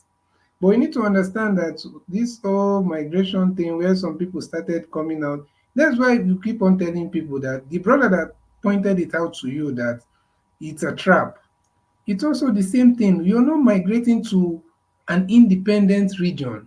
You must understand that it's the federal government policies and their way of operating that has put the East where it is economically, not the decision of people. And when you're talking about people migrating, do you understand how hard it is? It is 10 times harder right now to transfer goods from Lagos, Tinkan Island, or Apapa Port to the East than it was like. Thank you, sir. Thank you, sir. I think she is correct. You see what CBD is saying. You see the problem, 10 years from now, if you don't do something, you still come back on this stage and say, have the same talk. If you don't do something, 10 years from now, you still be doing the same thing. So my question remains. Not being Madarita fair talk since, but I'm gonna let Madam Ifi talk, I beg. Go ahead, Let Madam. me tell you something. If the Igbos carry out your advice, that's economic suicide. They don't tell them I object to that. I object to that. Can I interject? It is I object to that. If you I object to that. Buy your one-way ticket. If you buy your one-way ticket and go back to your state. Don't say that. Don't say that. You don't have any trade in Yoruba land. What trade do you have? What trade do you have? Sorry. What did you say, Black Panther? What did you I say which trade? You want to overcome the expert? Why are you saying that? You will imagine the number of people that will take over that business. Which people? Which people? Which people? You will imagine. Let them try it. Yeah, it's going to take over business. Another to run it. I have to mute you. Anybody that's talking I now, used to respect you. I thought you have some sense, but I know that you don't even have any sense. Madam Ifi, please continue. You are nothing but a bozo. You know what they call a bozo? Go and check the dictionary. You are a bozo. Beautiful woman with no brains. That's what you are. What? Why are you insulting her? Wait. You let him insult me at first now. Niger Watch, can you take Olumide out of this channel? No, I have to remove him. He's be thrown out. He's been thrown out through the window. You see, this is the problem we have in Nigeria. If you can call me Madam, a beautiful if you apologize for that, please go ahead. That's okay. Who doesn't like he insulted me like that. You didn't throw him out. If you don't like her submission, you'll be thrown out. That's it. Let her be. When you were talking, she didn't interject anybody. Who gave you the right to insult anybody here? Go ahead, madam. Thank you. Olumide, I don't have anything to say to you, and also I don't need your apology, and we never. So let's keep it like that. What I'm saying is this. I said if we don't do something now, tomorrow we will come back and the same thing will happen and nothing will be said about it. I'm not expecting the Igbos to start moving their stuff. I know it is not easy, but let us have the thought at the back of our mind. What is the next step for us? In as much as I would have loved us to be together, but at the same time, this is not working for us. Lagos is not only developed city. The people, the same way you develop Lagos, you can develop your area like that. It's nothing special in Lagos. Lagos is overpopulated. There's nothing. Like people will say, because of the Tinkana line, because of the airport. You can do that yourself with the amount of money Igbos are controlling in Nigeria as a tribe. That will build an international airport for us. If you people really feel that this is the problem. But for those of you that want to disagree with me or want to attack me, next year we'll be here. We will talk about the same thing. 2 years from now, we'll come here. My sister, I'm sorry about... Now, we'll come here and talk Madam, about the same I agree with you 100%. I'm going to explain during my session. Yeah, what my sister, I'm sorry for whatever might have that brother might have said, and but the only thing I'm trying to tell you is that we might not put it in the best way, but the truth of the matter is we cannot be oblivious to what the realities on ground is, because it's not about how many international airports is in the East right now. I think the only place that don't have international airports is probably Abia State.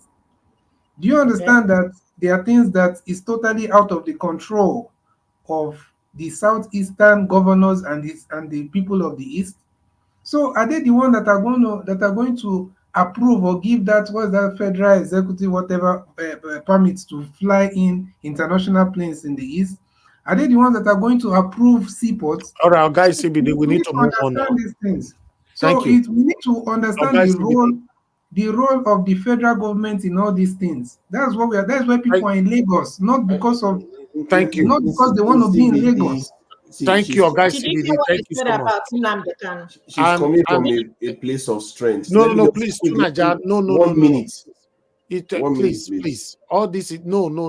Everybody has been saying stuff all over the place. No, that's the problem. Now everybody continue to interject, and the time is flying. We have someone that have not said anything on this platform since. Go ahead. 30 seconds. To Naija, what you wanted to say. 30 seconds. I think when you look at it, and we all know that the Southeasterners, they are the ones that have traveled Nigeria more than any other group, and they are quite large in population. So generally, when these sort of operations are being carried out, they are inevitably the most likely to be hit by it, because they are going to show up on as people that are not from that locality, and you are going to get this sort of situation. There is no other group that is uniquely populated like that is traveled all over the country. And I think what if he's saying is coming from a position of strength. You have to build your own area if other people are not giving you what you deserve. You have lands. The only thing they can build is those beautiful houses and business that you're seeing in the East. Please, everybody, please. The trajectory is messing up this broadcast right now, to be honest. Madam Ifi, you are done with your submission, right? Yes. I think I'm done. I'm done. Thank you so much. Thank you. Let us come back to you again. Please, on this platform, we don't take anything to do with insults. Olumide said you were the one that disrespected him first, which I think I missed that area. You said you told him that he doesn't have sense. Please, in case of next time, anything to do with insult to anybody on this platform is totally prohibited. Can I say something? Olumide, if you know Olumide, this is just his behavior and pattern. When he was talking, I didn't say anything. He does not have no right to interject me when I'm talking. No. Interjecting you can call me out to stop him, but you can't tell him he doesn't have sense. This is an ongoing stuff. This is something that was carried from another platform. So if he wants to have a war of word with me, I will meet him tomorrow on the damages, and I'm ready for him. By the time I finish him with, honestly, he won't come to And to be fair, he had already started insulting Ife's submission before. Naija Watch. All right, Naija Watch. please hold on, everybody, please. Mr. Olumude, please stop that on the comment section, please. You know, if you, I don't like that. Stop. Naija Watch, I have a query for you. You hold on now, please. Mr. Olumude, don't pass anything to do with insult on the comment section anymore, or my admin will take care of you. And once you are blocked, you cannot comment on Naija Watch never again.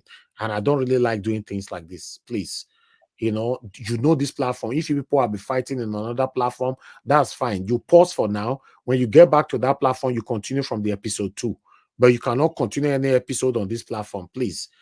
Insult is totally prohibited here, you know. So please, Lumide, you are not like that now.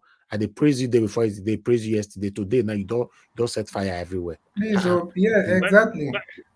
Naija Watch. Some of us that are too obedient, the real OBE. You should sometimes you give us extra time. See, say I keep quiet. Let me talk. You know, let me talk now. Did he just say that? I can't believe he just said that. I wanted to say something. Go ahead. I get query for you, Mr. Naija Watch. You see the query I have for you, eh? You see, most of us, we know Olumide. Me, I know Olumide. CM know Olumide. I know where he stands on. He's just trying to pretend here. And yesterday he insulted me. He insulted me yesterday, but I know him. That's why I didn't really care. But it's my right to protect him and protect you. It's your right to protect him, but when you overprotect him, it damns on our own image too. I'm not removing him just now. You know, since I remove him, because yesterday you didn't say what he said to me. Not protect he accused me. He said I am always like that. Blocking people. You see now, he said it yesterday. You see now, Black Panther, you say they protect Olumude. Another person now, CBD said they protect to Nigeria. Then Oga CM now go say they protect Madam Ife. No, then, you know they protect to Nigeria. You know they protect to Nigeria. No, we know to Nigeria well. That will leave I want make clarification because we educate each other here. Do you know why this option of they told you now they can after that they were a mad issue?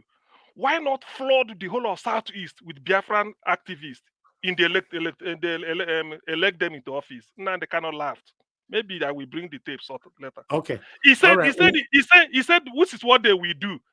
There is nobody that will stand under IPOB flag that won't win. But what they will do is they will first of all tell the person you didn't win. You go to tribunal will return you. Then federal government will now go to appeal court.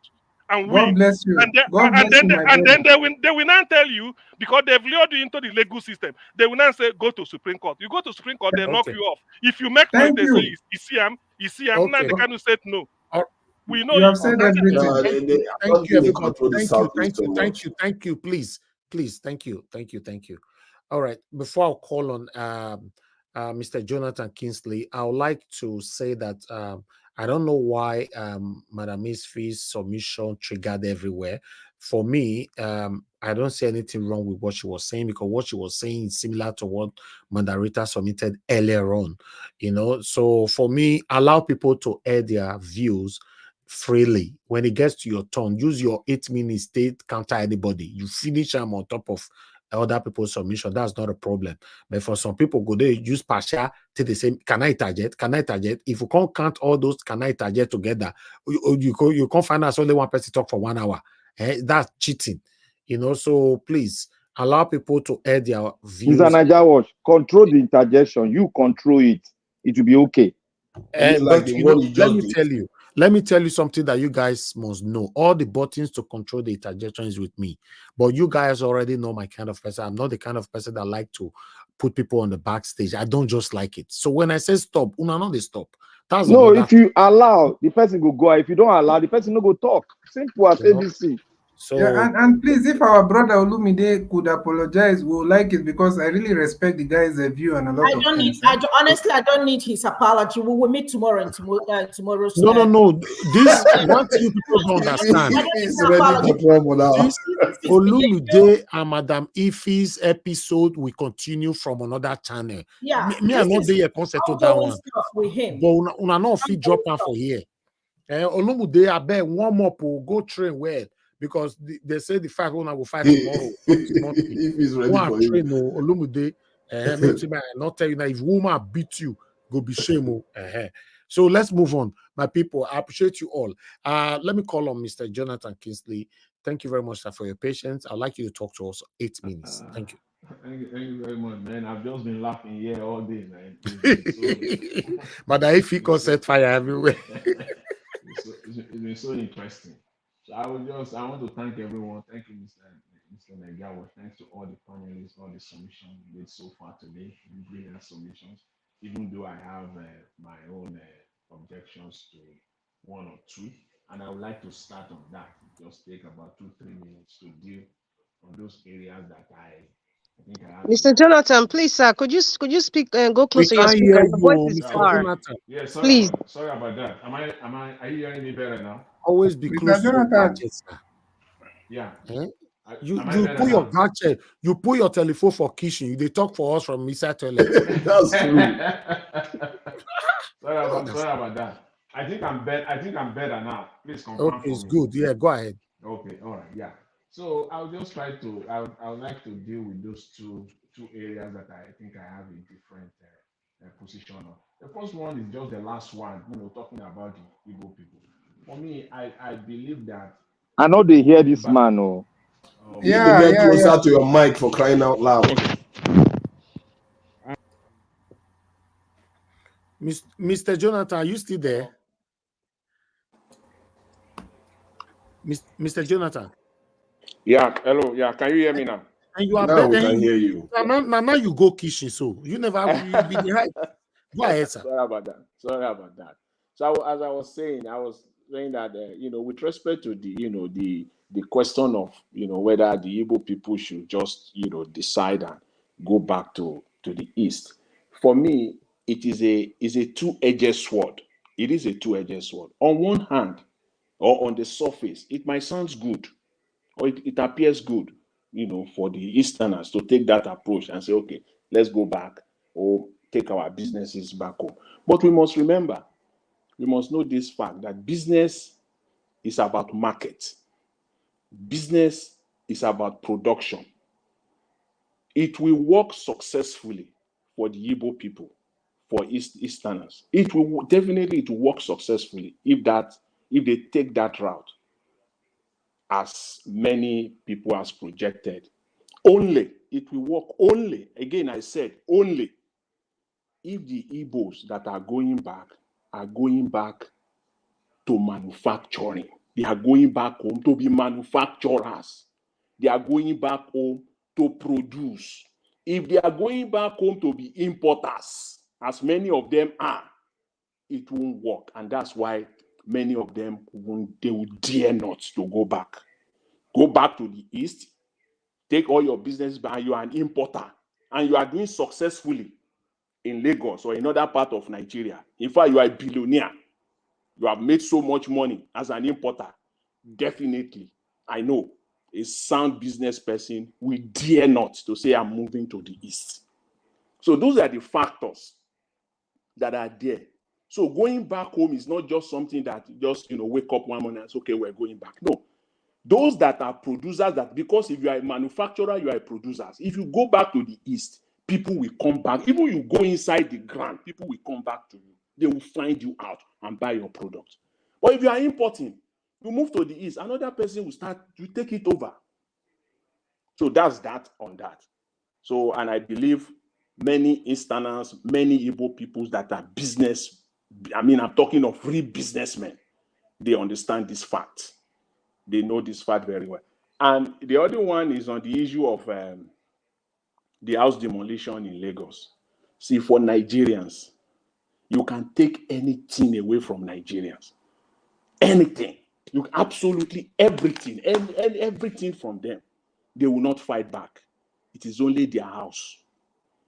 Nigerians will, and they know this fact. These politicians know this fact, and this is pure vendetta. We will check whichever way you want to spin it. It is pure vendetta on the Igbo people. You take electricities from Nigeria, they will resort to generators. Some people can even live without lights in Nigeria, in some part of Nigeria. In most part of Nigeria, even for years, they don't even have electricity. They will survive. They will not come out. Take away their roads. Let them be walking I mean, look at Benin. You know, we saw so many roads, even on the eastern part of Nigeria. In so many parts in the Lagos-Ibadan Expressway that they've been renovating for 20 years now. They have not completed it. Go to the old Abeokuta Road, Songwater. Look at the dilapidated. Look at the state of the road. Nigerians are just living by it, spending hours, 3-4 hours to get to their destinations. Trip that normally would take you less than 15 minutes. People will spend 3-4 hours, and they are living. They are okay with that. Take their roads, they are fine. Take their water, they will dig borehole. They will not come out. They will not complain. Take their hospitals. Those that have money will fly out. They will go and do. Even take their food. Nigerians will resort to 1 meal per day. Some people will even be eating that 1 meal. They can divide it into 2. They will survive. But their house, that is the only thing. That is the only thing. They can live even inside the water. But if you deprive them from living where they are, Nigerians will cry out. And that is where they are eating. I'm talking about eating them hard, eating the Eastern people so hard, demolishing their properties. And I want to say that they are still targeting so many other areas. For the fact that there are so many areas where there are so many Easterners living in Lagos. But unfortunately for them, there are also other people, Yoruba people, people from other parts that are blended together. So they can't really penetrate and go and do this same havoc that they are doing in the Festac area, the Okeado area in Festac. So this is pure vendetta. It is just pure vendetta. I don't see it in any other way. It's just revenge. Whichever way you want to split it. And people are speaking about the FHA, the Federal Housing Authority, all those, how people get, obtain their approvals and all the rest of it. We all know this. We all know this, how Nigerians are surviving on that minimum wage salary, that poverty salary that they are paying them. How do you think they are surviving? They are surviving on bribes, on kickbacks. That's how they are surviving. That's why they are not complaining. Everybody is just milking everybody. Fish eat fish inside the water. Fish survive by eating fish. We eat ourselves in that country. Because we ask ourselves, how are people surviving? It's through bribes and kickbacks. People working in FHA. What do you think they are doing? It's all on bribes. On that poverty wage they are paying them. Some of them have houses. Some of them, their children are studying abroad. On what? It's all on this. That is the state of the country. In fact, I know somebody commented, I believe it was August here, that maybe they will find one. In fact, I stand to be corrected. I don't think they will find any. All those people they will have their documents intact. Because I know so many people on this platform have houses in Nigeria. If you have built houses in Nigeria, even the moment you start building your houses, once you start, you will see people from the local government will show up, people from the federal, Lagos State property, they will show up. Once you are building your house, they know all the nooks and crannies of Lagos. Go and get this, go and get. You will settle and settle and settle. If you don't know, your engineer knows. Your engineer has factored that into the bill he gave you. Maybe you build house in Nigeria, you think this is all there. All these people, they collected. Every department in Lagos State, they collected. The day you start foundation, you will imagine, how did these people know that there is a foundation that started here in this corner of Lagos, somewhere in Ikorodu? How did they know? They will show up. They have their contact, all the area boys. They go and tell them. They will just show up. You have to settle them. Even if you don't know, your engineer has factored that amount into the bill he gave you. He's the one settling them. But I know many people know because I am a living experience to that. You will pay. It does not matter where you build your house in Lagos. So I stand to be corrected. I'm waiting for the day when the Ohanaeze will finish their investigation. They will come out and say, we found one or two that is not correct. I don't think so. I don't think so. And my brother, imagine First Stack that has the best plan building structure in mainland Lagos. Yes. How? And you're How still can telling you me start that? building? Yes, I agree with you, my brother. How can you start building in that First Stack area of Lagos? Who born you? Who born your papa? You want to lay a block in that area without proper documentation. For where? How can that happen in Lagos? It just can't happen. Jonathan, You must have bought the project. Yeah. Jonathan, what shocked me, to be honest with you, after this Iwaya or something, before I never knew it was federal housing. Federal. That is what shocked me. It's not even state, it's federal land. The area federal government owned in Lagos. Federal Housing Authority. The land, because federal government owns First Stack. It's not Lagos state government that owns First Stack. It's federal. So the area maybe left over is federal. So that's why I'm interested. Let me now know how somebody in Abuja federal, because it's not something that someone in Alausa in Lagos. It's federal. So let's now know how the federal authority gave the order that they should start demolition all this.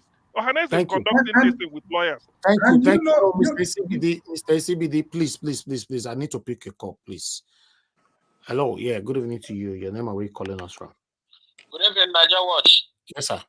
Your name and where you calling from? Thank you. Yeah, my name is Chidi. I'm calling from Sierra Leone. Okay, talk to us, sir. Niger Watch, I salute you, but you're not being fair to me. I've been calling to correct some narrative. But please, I'm sorry. I apologize, sir. I apologize. Thank you. We watch. You don't need to worry. We watch your program. We learn a lot, and then when it comes to some certain issues we need to correct, we need to call in and then we correct it. Number one, I need to thank CM for correcting the narrative of our sister about Nnamdi Kanu. Let me put it this way. Even our late General Odimogo Ojukwu,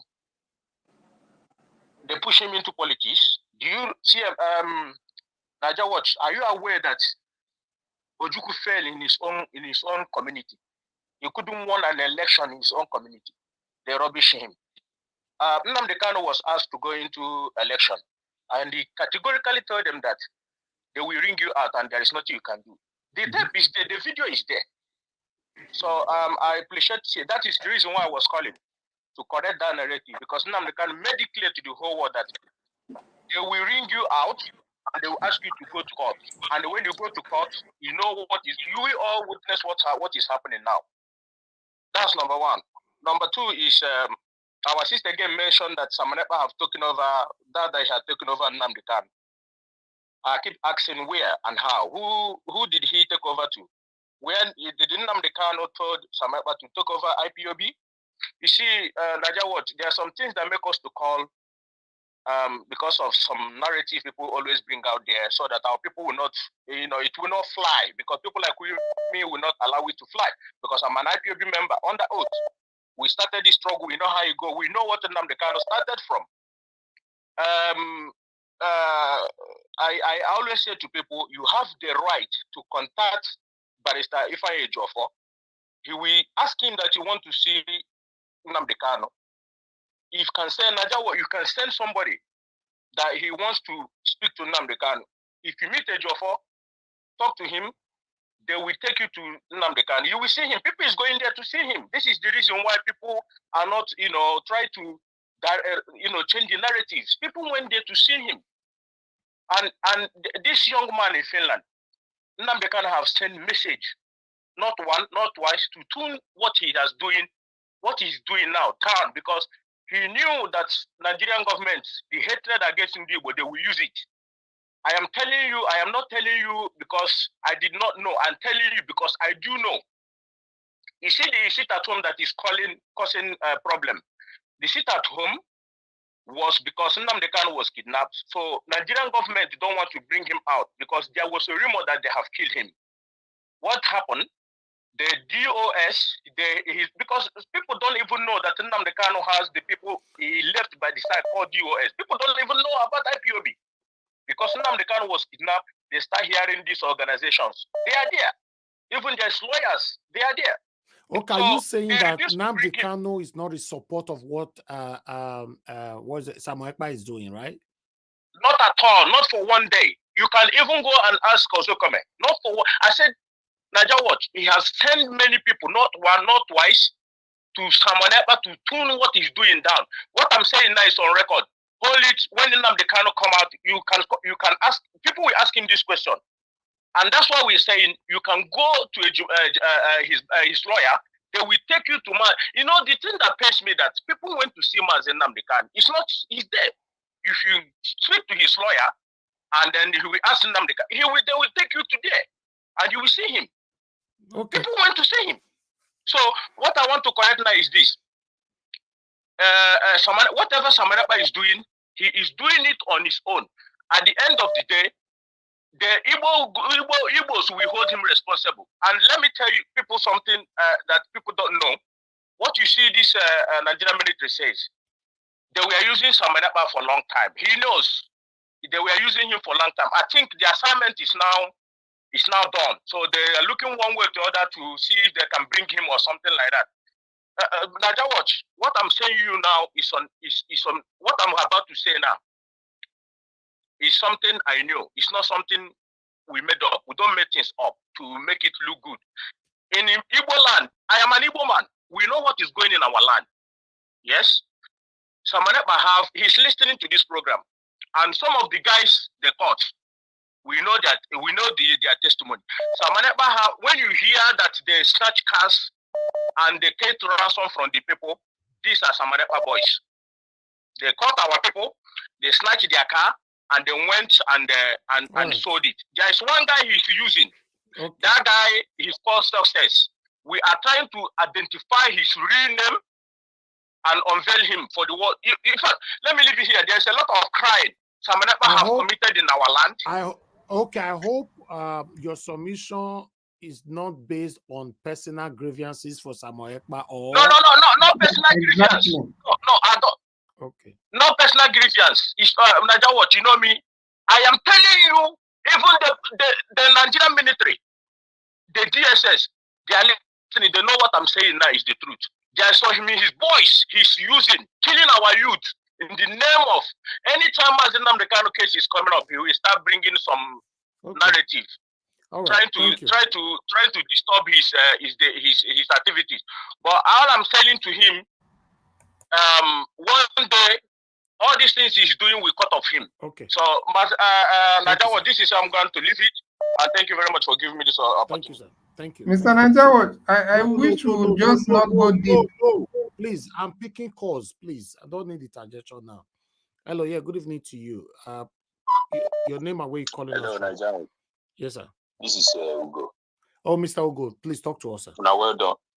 Well done. The one of our sisters talked about the Igbo people moving their things down to Lagos. Just as the other young man have said, it is all about what is holding the Igbo people back in Lagos is policy. By the time it's a federal government policy, it's a deliberate act. I don't know what you're getting it. Mm-hmm. I don't like their SSCs in Lagos. You understand? And aside that Lagos, there are other parts of Nigeria where someone can settle. But because of their importers, by the time you import container and you travel all the way from Lagos, if you are conversant with that route, you see how people are losing their goods and losing their items. That is why, as an importer, they decided to stay close to Lagos because they have closed all the seaports in the southeast and east. They don't want to develop anyone in this eastern part. And they've closed one of Warrior and the rest of them. That is the reason. It is policy that makes people to actually move to Lagos. Look at how congested that place are. People are still struggling to stay there. Is there any life there? To me, there is no life there. I spent 16 years there. I spent in Alaba International Market and the rest. And anybody that wants sanity of his soul, is that place is not the best place for that person to stay. Yes, our people are there. It's policy that kept our people there. Okay. Are you hearing me? All right, sir. Mr. Coming to what this young man was talking about, Samuel Ekpa, I want to tell you, just like normal, when they are doing riots, they will hire other people that will join and they cause havoc.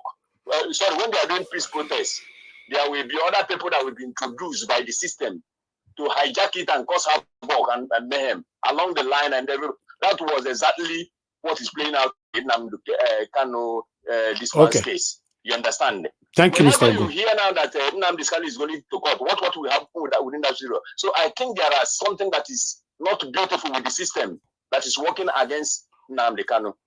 Thank you, sir. Thank you very much. Thank you, Mr. Ogo. May God bless you, sir. Thank you. Thank you. Okay, let me pick one last call quickly. Hello, thank you very much, sir. Please talk to us. Yes. 2 minutes. Thank you, sir. Good evening to you, sir. Go ahead. In fact, I don't tire to the talk of Nigerian matter. The truth is, we will keep on running around in circles if we don't address the major issue here. It's not a matter of tribe. The truth is, Peter Obi won that election. Every tribe voted for him. We have Yoruba obedience, we have Hausa obedience, we have tribeless obedience, we have Igbo obedience, and South obedience. He won the election. If we do not unite, those of us that love Nigeria, and take back that country, even if you want Biafra, even if you want foundational Biafra, you will not get even be talkless of Afra. Because the truth is this, they will trap you there. APC are ready. You heard them singing on your mandate, we shall stand. That means that's the new national anthem that's coming up during their era. They are ready to take power for years to come. And trust me, you might think they are old, though. They are going to transfer that power to their kids. And their kids are going to transfer that power to their children. That's the way we are going now. If we do not unite to take back Nigeria, we are not going anywhere. I can see people saying this one saying this one attacking this one. All those Lagos demolition are ploys from APC to destroy the unity and destroy the people that are likely to come together and remove them from power. That's the strategy. So thank you very much, Mr. Elvis. Thank you, sir. Thank you so much. Thank you. Okay, I'm done with callers for now. Let me come back to. I was talking, Mr. Elvis, but you interrupted me with calls.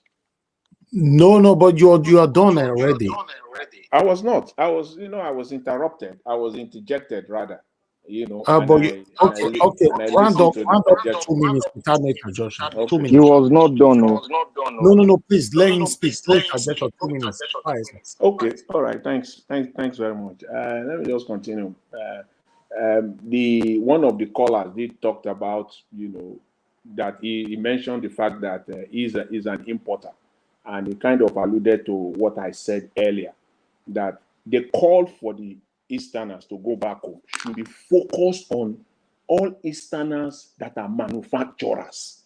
You have the power to grant things in Nigeria, to bring government to the table. If you are an Easterners and you are manufacturing anything at all, even if it is ordinary, in fact, in fact, the smallest of item of all, move to the East. Move to the East. But those that are importers, it won't be advisable for them. Of course, that is clear. So let me just round up on this. These issues of I really wanted to talk on that, but again, I only spoke on the area that I have, objections on. I wanted to speak actually on the Supreme Court for them not certifying the copy of the judgment that was delivered. I wanted to speak also on the man Dogura, who talked about that you cannot. Winning an election cannot guarantee. Election alone cannot guarantee you victory. You have to play by the rule.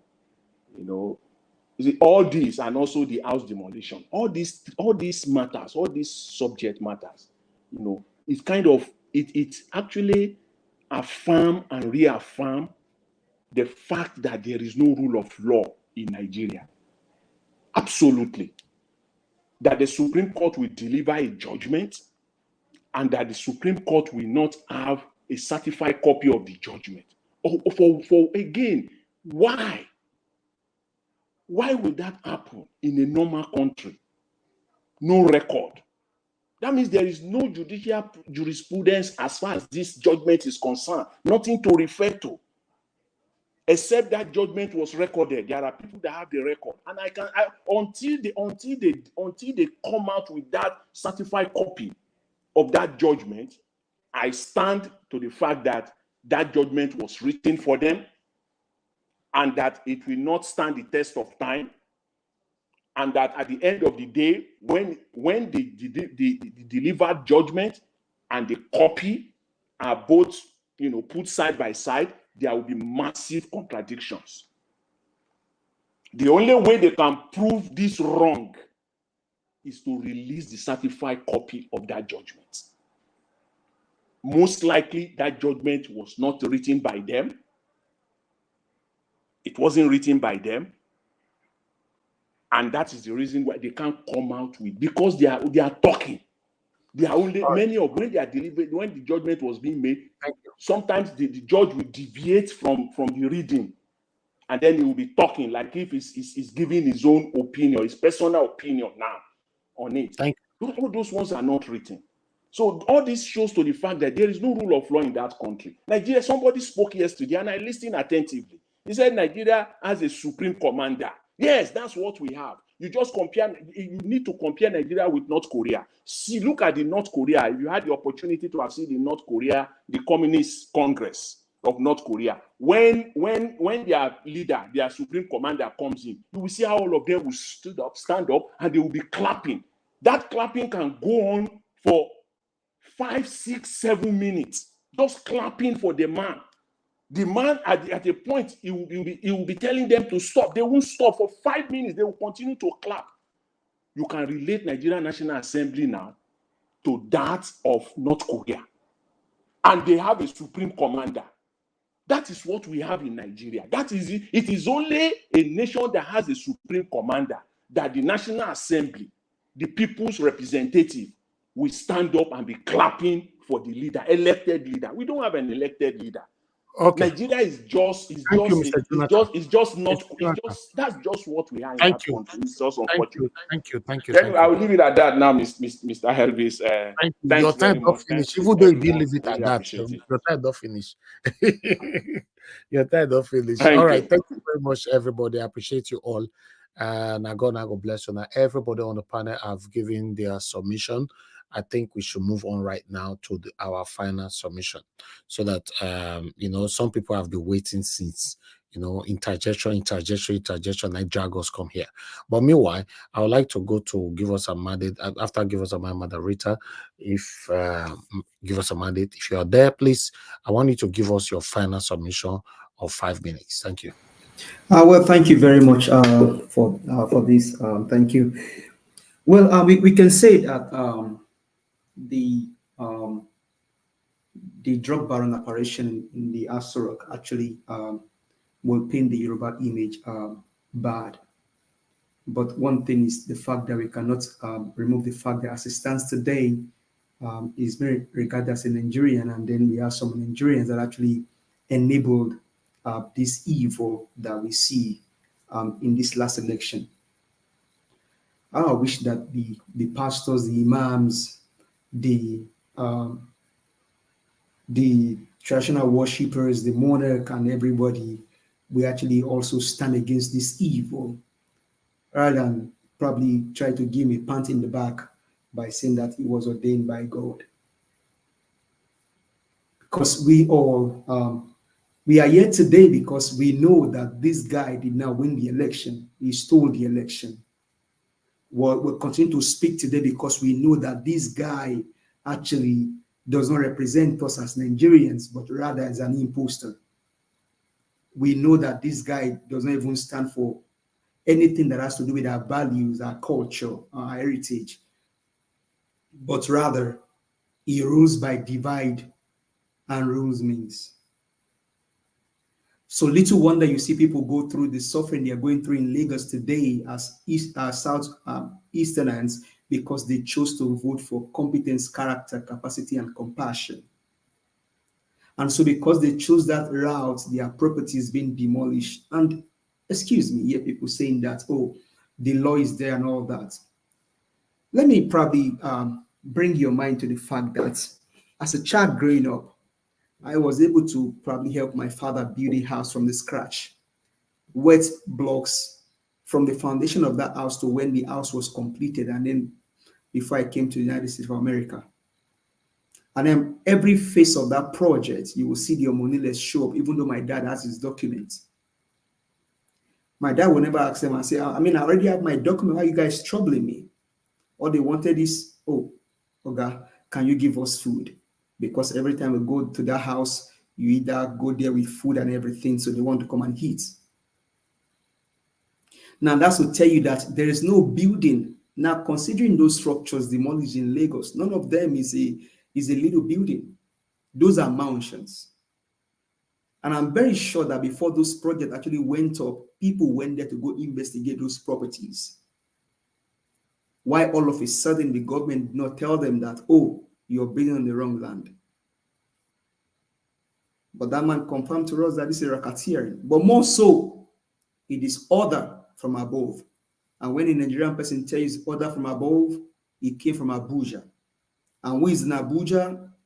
The drug baron confirmed is in Abuja. The wife told you some months before the election that, oh, Ogun and Igbo are my journey. That means all of the wealth of Lagos, of Igbos, my Southwest brothers, my Southeast brothers and sisters, they're going to eat all of their inheritance. That is the evil that these people perpetrated against the common Igbo people. And so when we talk about Nnamdi Kanu not contesting for a governorship candidate in his own state, he just told you before he went to prison that the election will be rigged. Before the election this year, everybody got their PVC. We canvass for people here. If you don't have money, bring them here. We're going to pay for their transport fare for them to go get their PVC. They got their PVC. Nigerians did everything they needed to do for this election. But what do you see? Rather, Lai Mohammed, an old man from Kwara State, where my mother was from, Omuaron, or wherever he's from, told you in Washington, D.C., that when they saw how the election was going, they switched up beavers, old men in their old age doing evil against humanity. What more can Nigerians do? As a Nigerian, you don't have to move your property from anywhere. As a Nigerian, you can live anywhere. I served in the North. I lived in North for 1 year. Give us our mandate. Now you say we are in-laws. So. Only that God did not allow it. I was almost going to marry an Hausa lady from Toro local government in Bauchi State, where I served. I went to the family, went to the parents. That is how. See, if I stand for something, I stand for it. I'm not saying pat me on the back or sing my praise. No, that's just who I am. So when we speak, please, let's speak truth to power. These people are being marginalized. And let me say this again. The Igbos are not scared of anything. They are only being cautious of the fact that if they intend to do anything today, it can crush the nation. And I can say that again. The Igbo man is not afraid of anything. They are only being careful that if they intend to do anything today, it can crush the nation. Give us our mandate. God will bless you for that statement. They can crush the nation. Don't dear an Igbo man. I live with them. I ate with them in the same place. My father was fortunate to house an Igbo person. It's just by the grace of God. See, whatever you have on this earth is the grace of God. So no more, remember, after all this shenanigan that you play today, remember, after all this thing that you do today, it is the hand is 6 feet. Yours cannot be more than 6 feet. They will not bury with your private jet. So please, Nnamdi Kanu said it, and we saw it in this election. Mr. CM, all well-meaning Igbos, I stand with you today, yesterday, today, and I'll be with you forever. I've seen the light in Peter Obi because he represents my value and my heritage, even though he's not a Yoruba person. And I'm against this man called Tinubu. I don't hate him. And if I speak with passion because he has come to destroy my heritage, what I stand for, but it will not have happened if people that we trust in did not enable him or enhance him. Thank you very much. I appreciate it. Thank you. Thank you. Give us a mandate. God bless you. Thanks for your submission. If you try to destroy your heritage, nobody can destroy you. So what matters is about you. And that is what you are displaying right now. God bless you for that, my brother. Thank you so much. I appreciate every one of you. Please, guys, press on the like button. We are still here. I'd like to appreciate you, Guy Wanlele. May God bless you. Thank you so much for your acknowledgement and your support. Always. Thank you. Okay, let me come to Madarita. Madarita, thank you so much today. You really stay with us. You don't take away Madarita, don't stay with us like this, Rich. Maybe for my own calendar, and I could not reach like 7 years or 10 years. Maybe like 100 years ago. I beg that was 5 minutes. Thank you, Mr. Elvis, again. And good evening to everyone again. We cannot be travel blind. We cannot be travel blind. And there's a quote that says ignorance is bliss.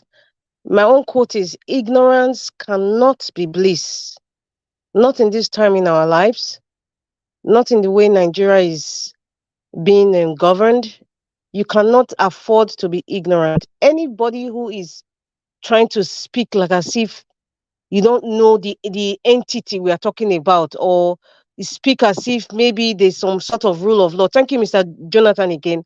Or you're trying to pretend like as if, oh, certain people are not marginalized. You are part of the oppressor, period. There's no mathematical equation about it. You are part and parcel of the oppressor. You're just trying to be subtle with your comments and forming ignorance. Let us make something clear here. If anybody builds your house above a canal or some sort of drainage, or you're building your house not in line with the original design of a city, you are violating the rules. It's obvious. It's obvious you're violating it. But in the context of what is going on now in Nigeria, what is going on now in Lagos, what has happened during the campaign prior to February 25th, what happened after February 25th, nobody right now can tell me that the Igbos were not nitpicked, they were not abused. In some cases, they killed some of them. Nobody can tell me that. So therefore, nobody can say that just because of what is happening right now with the demolition of houses, it is not tribal selective. It is tribal selective, for crying out loud. You know, when an evil person wants to operate, they will just mix maybe 3 or 4 different tribes, but 95% of what they want to really target is there. So when anybody complains, someone like me now is complaining or is bringing out these issues, another small minion or entity that is supporting them, that is part of the oppressor, will not say, oh, after all, there was one Fulani man's house that was also demolished. There was one Benin woman's house that was also demolished. That is the only thing they pick. Why are we so wicked? Why are we so wicked in our train of thoughts? Why? Why are we running away from issues that is bothering us? Why are we pretending to be tribal blind? You cannot be tribal blind. You cannot be tribal blind in Nigeria. You cannot be tribal blind. Wake up and smell the coffee. And ignorance cannot be bliss right now, because the internet is there. Mr. Najawat has been here for almost 2 years in this issue. One way or the other, you have been watching these issues. You have been seeing them in all the media houses. You have been seeing what's going on. And then you now come here and tell me that we are not seeing. What the hell is that? What the hell? What is going on right now is they are attacking the Igbos. Dr. CM, sir, you said something. You were specific on the FHA, Federal Housing Authority. Listen, sir. Let me just explain so you have an understanding, and I'm sure you do. The Federal Housing Authority, FHA, was just a yardstick. They were used as a yardstick, as a tool. Let me use it as a tool, so that it will not seem like Sanwo-Olu is not part of this evil deed. That is just what it is. Sanwo-Olu is part of this conglomerate of wickedness. They now said, let it not be like people will not say, he's the governor of Lagos. Okay, let us bring Federal Housing Authority. You left Abuja. You left Abuja with all the illegal structures there. You left there. You now went all the way past Edo State, past Ondo State. You now entered Lagos. In fact, some part of Ogun State, Shagamu. You now entered Lagos. You now entered the Festac area. And I said, okay. Even pass on your state. Thank you. You know, they now passed all the way, Federal, all the way. You now came to Lagos. And you now went to a particular area. And I said, okay, listen, even where Bodilon Avenue is being built is federal land. Madam Rita. It is federal land. So excuse me, sir. No, please, I'm going somewhere. I don't want to be interrupted. So right now, what is really paining me is that I'm ready to face anybody that will tell me that it is not, what is happening in Lagos, it is not specific attack to the Igbos. Nobody can tell me that. We cannot be tribal blind, and ignorance cannot afford to be bliss at this moment. You cannot pretend to me that they're not nitpicking on the Igbo people. You cannot depict on anybody. You can't tell me that. It's very annoying because it's like somebody is playing on your intelligence. You cannot tell me now that they're not picking on the Igbo people. Okay, what happened during the election? That market, that market that was burned down, is it not the same useless Sanwo-Olu that came to that place to be begging them before the governorship election? Was it not saying, okay, they will build it? So you knew the people that destroyed those people's livelihood. You knew. You came there to apologize. Fake apology, and then you're saying that you will build it back. You knew what they were doing. You did not address the main issue. Let us be addressing the main issue. Stop going on the surface to say, give me money. Okay, I will compensate you. No. The reason why you committed that act is the evil-mindedness that you have, just to obliterate certain group of people. That is what we should be talking about. That evil mind that made you to do those acts. What made you do it? What ideology do you have about certain people? We should start addressing it at that. Listen, you're talking about demolishing land and houses, demolishing houses. Listen, after demolishing houses, they will not go for all the Igbo people. I am saying it. I said it. My name is Rita. They will go for all the Igbo people in Lagos that have executive positions, whether it's in the bank or whether it's in the public sector. As long as it's in the public sector, they will go after that. Trust me. When those people start to complain, we will hear it again.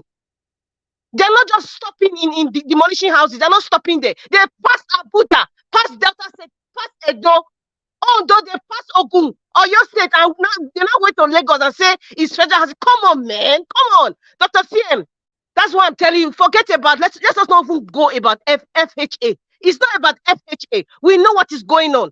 So that Sanwo-Olu's name will not be put out there. And then there will be people in the site that will say, this is it is from FHA. Go and ask them in Abuja. It has nothing to do with Lagos government. That is evil act. That is the evil act. Let us address it. And I believe the people know. I believe he knows it. He knows it. So please, Mr. Elvis, you have to give me at least 1 minute because many people have been interjecting. Some people have spoken for more than 45 minutes in the name of interjecting. So please, sir, I'm begging you and I'm appealing to those of you in the panel. Please bear with me. I have just 2 minutes. I just need to address certain things. And it's not rigging, sir, please. And this is not a joke. It's not rigging. I beg for on behalf of her to please give her like 2 minutes. It is not rigging. Please, I'm not joking here. With all due respect to you, sir. Give her 2 minutes, please. Yes, the last part is somebody said, I think Madam Ify was talking about, the Igbo should, they should go and develop their land. And that mean you study he's like that. My sister, no, I am going somewhere. I'm going somewhere. You were saying that the Igbos, they should go and develop their land. I support that. And then somebody said, who is going to buy those products? Mr. Jonathan just gave expo. When you go into manufacturing, as a matter of fact, when the Igbos in the Southeast start manufacturing, it will benefit. It will open doors for the regions of the South. Because if some people don't want to travel all the way to the east, and then the Igbo man has a company in Edo State where he can be supplying what he has produced, the people from the Southwest will easily want to come to Edo State because the distance will be shorter. So if they are going back to the east, they should go into manufacturing, not import and export, because CBD says something. You are still under a rule of this wicked hegemonial system, whereby the federal government still has power over your ports authority, and they will cheat you. So if Igbos want to move, it is good. And even if they move, trust me, these evil people, do you know what they will do? Agbado will gladly sign for Southeast Asians and Asians to take over the work of the Igbos in Lagos. The Vaswami brothers are there now. They've been doing underground work, dirty work for all this, allegedly, allegedly for all these people. So we know it. So the Igbo start thinking of manufacturing. There's raw materials in the South. There's a lot of raw material. You don't even need any import. There's a lot of raw materials there. The only thing we might need is maybe the manufacturing plant, all those things, just to set it up. So if we start manufacturing, it will benefit every one of us, and then we leave the small island. And when we have so much power economically, they will be forced, trust me, to open all the ports around us, including from Calabar down to Gelegele. Thank you very much. I for say make you give Rita 1 minute of my time. Give Rita 1 minute of my time. She don't finish now. She don't finish. Thank you, everybody. Thank you for your kindness. Thank you. Thank you, Madam Thank you, Madam Rita. Thank you very, very much. Madam Rita, don't break table finish now. If Madam Ife constantly break the remaining table now they say she they talk. All right, let's move. For me, I get one table where I won't bring up. No, you don't use your minis, Morga. Say I want to say my hold on. But no time now. You don't use your minis. Just give me 1 minute, I beg. Just 1 minute. 30 now, seconds. Rather than demolish those houses that were not even built on any illegal land in the first place. Now, all of those Magodo area, those people that live on the slum, why not go and help them and then relocate them to a better place? Okay.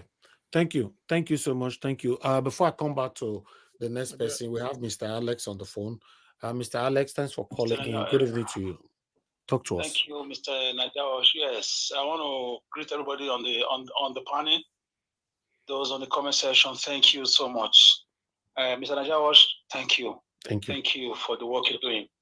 For me, looking at what's going on right now, for me, I think, as a political philosopher for donkey years now, I think this is an avenue. Because Bini will say, when you are being pursued by an evil and you are running at a scatter in the forest, the evil is teaching you more to discover roads to your safe haven. So there is no better time to declare the Republic of Biafra just now if the Igbos were that united. You are chasing them from Lagos. You are, destroying their buildings and businesses. What do you want them to do? Like somebody just said, for me, they are going to come for the Igbos in other areas. At the time, they might even stop admitting Igbo children in public schools. Markets. These guys are that evil. This APC government and some Yoruba bigots in the party with their election vengeance.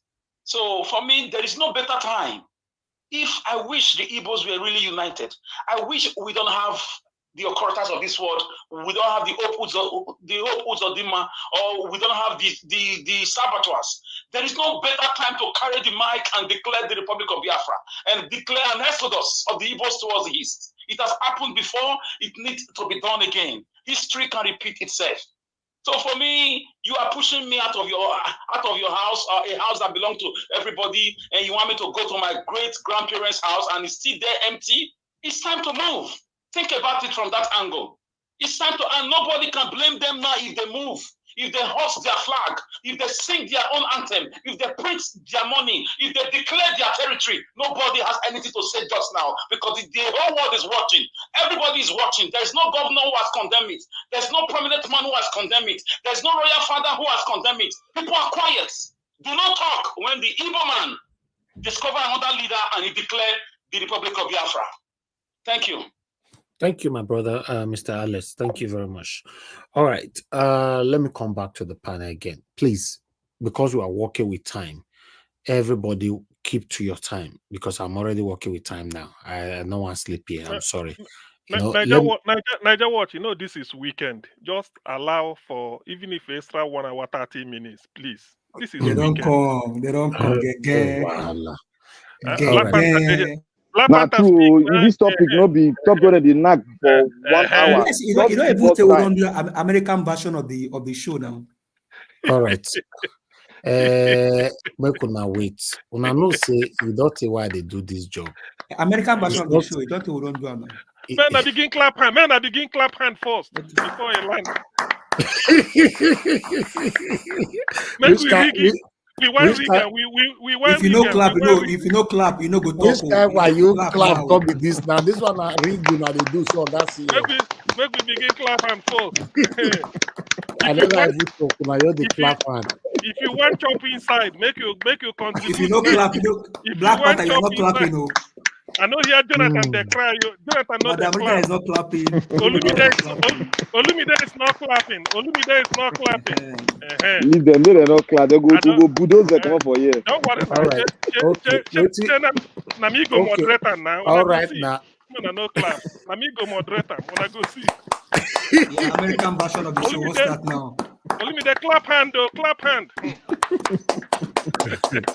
All right. Okay. What will happen right now is that I didn't see this coming. Okay. What I will do, I'll give you guys another session right now so that you guys can have opportunity to talk within yourselves.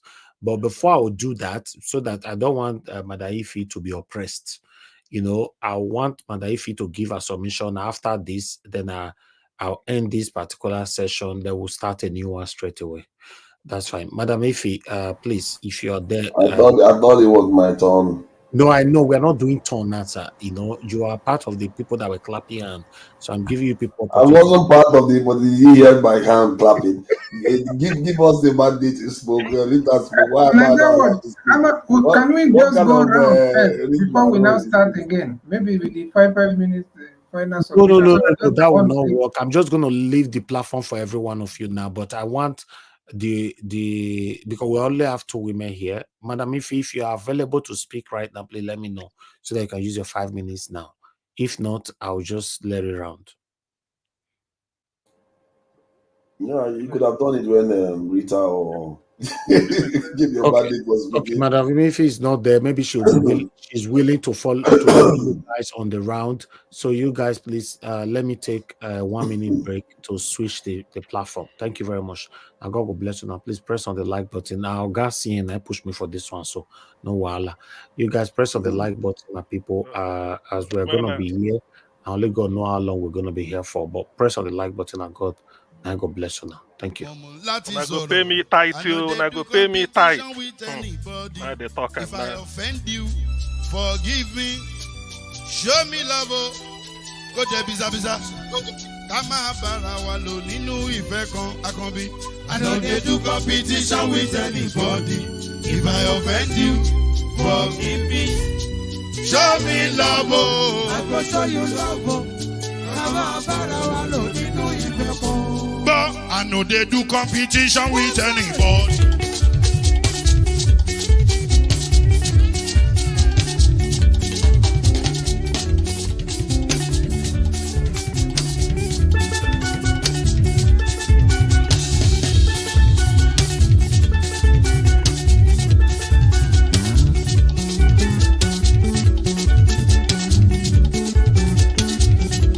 If I offend you, forgive me.